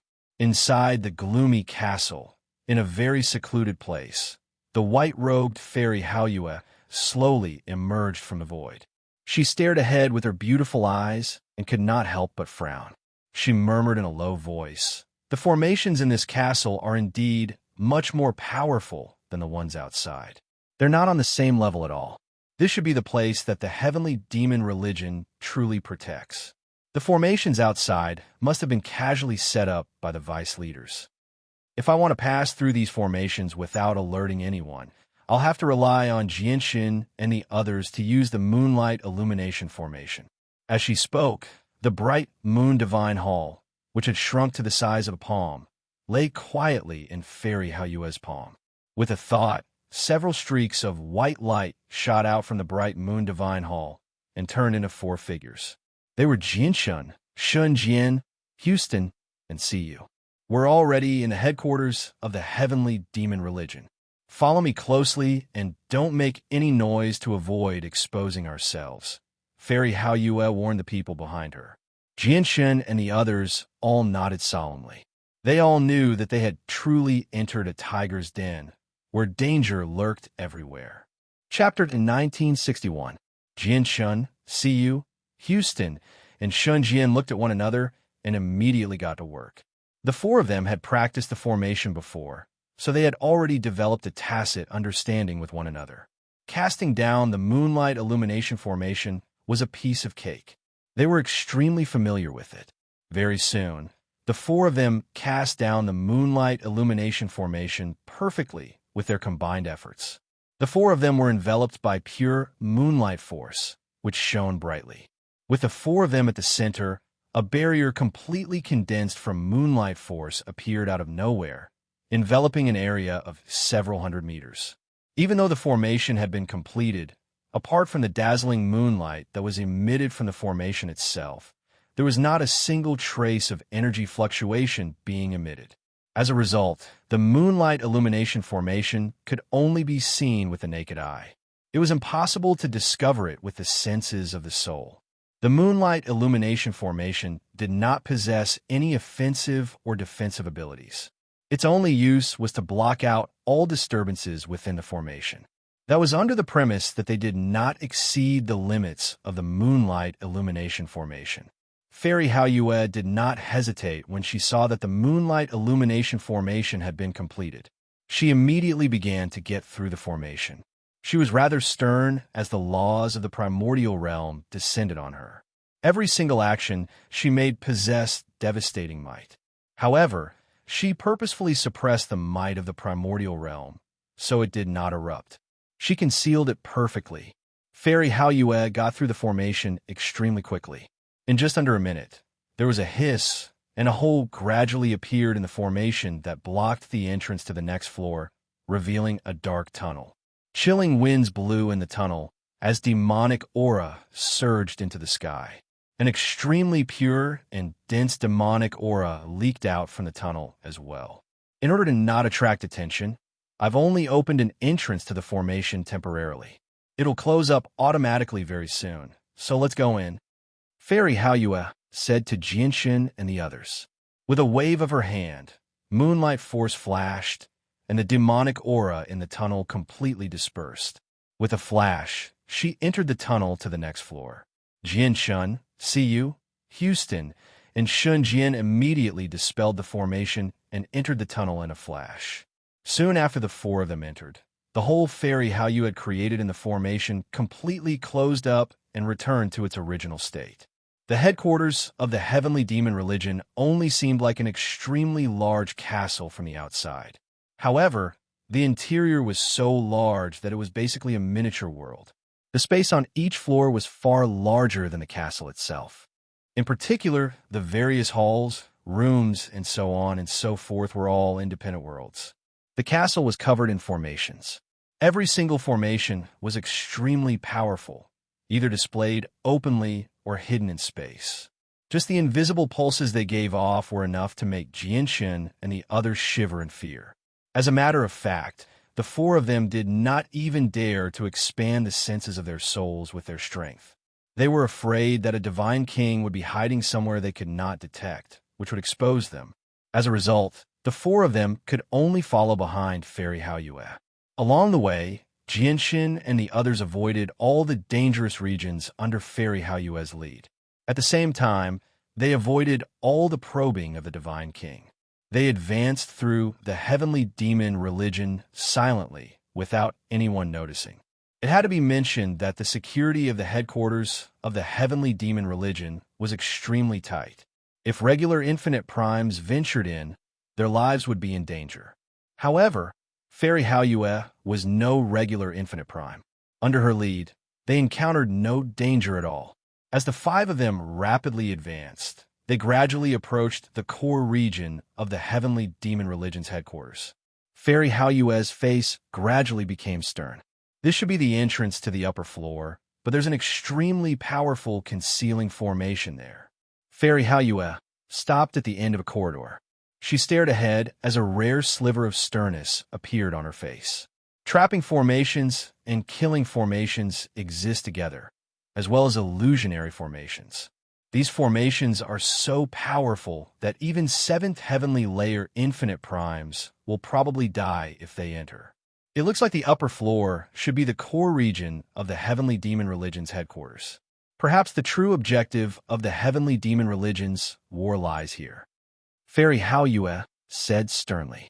After studying the formation for a while, she said confidently, "However, this formation still can't stop me.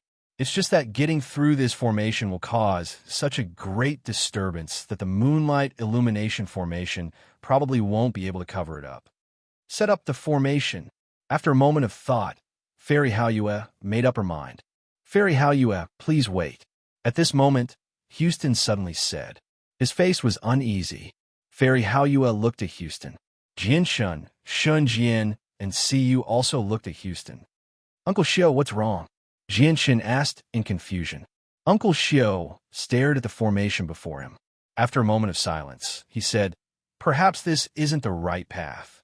Jian Shun Jian, and Siyu immediately became surprised when they heard that. They all stared at Houston in doubt. Even Fairy Haoyue stared at Houston in surprise. She asked, how are you so sure that this isn't the right path? Because of this. With a thought from Houston, a thumb-sized bead slowly floated out from between his eyebrows. The bead was blood red, as if it was condensed from endless blood. It was enchanting, but also carried a bit of evil. This orb was the amigami that Jianshun had given to Houston. Fairy Haoyue stared at the amigami for a moment. She said, this is a high-grade demonic artifact. You're able to use this artifact with your current strength.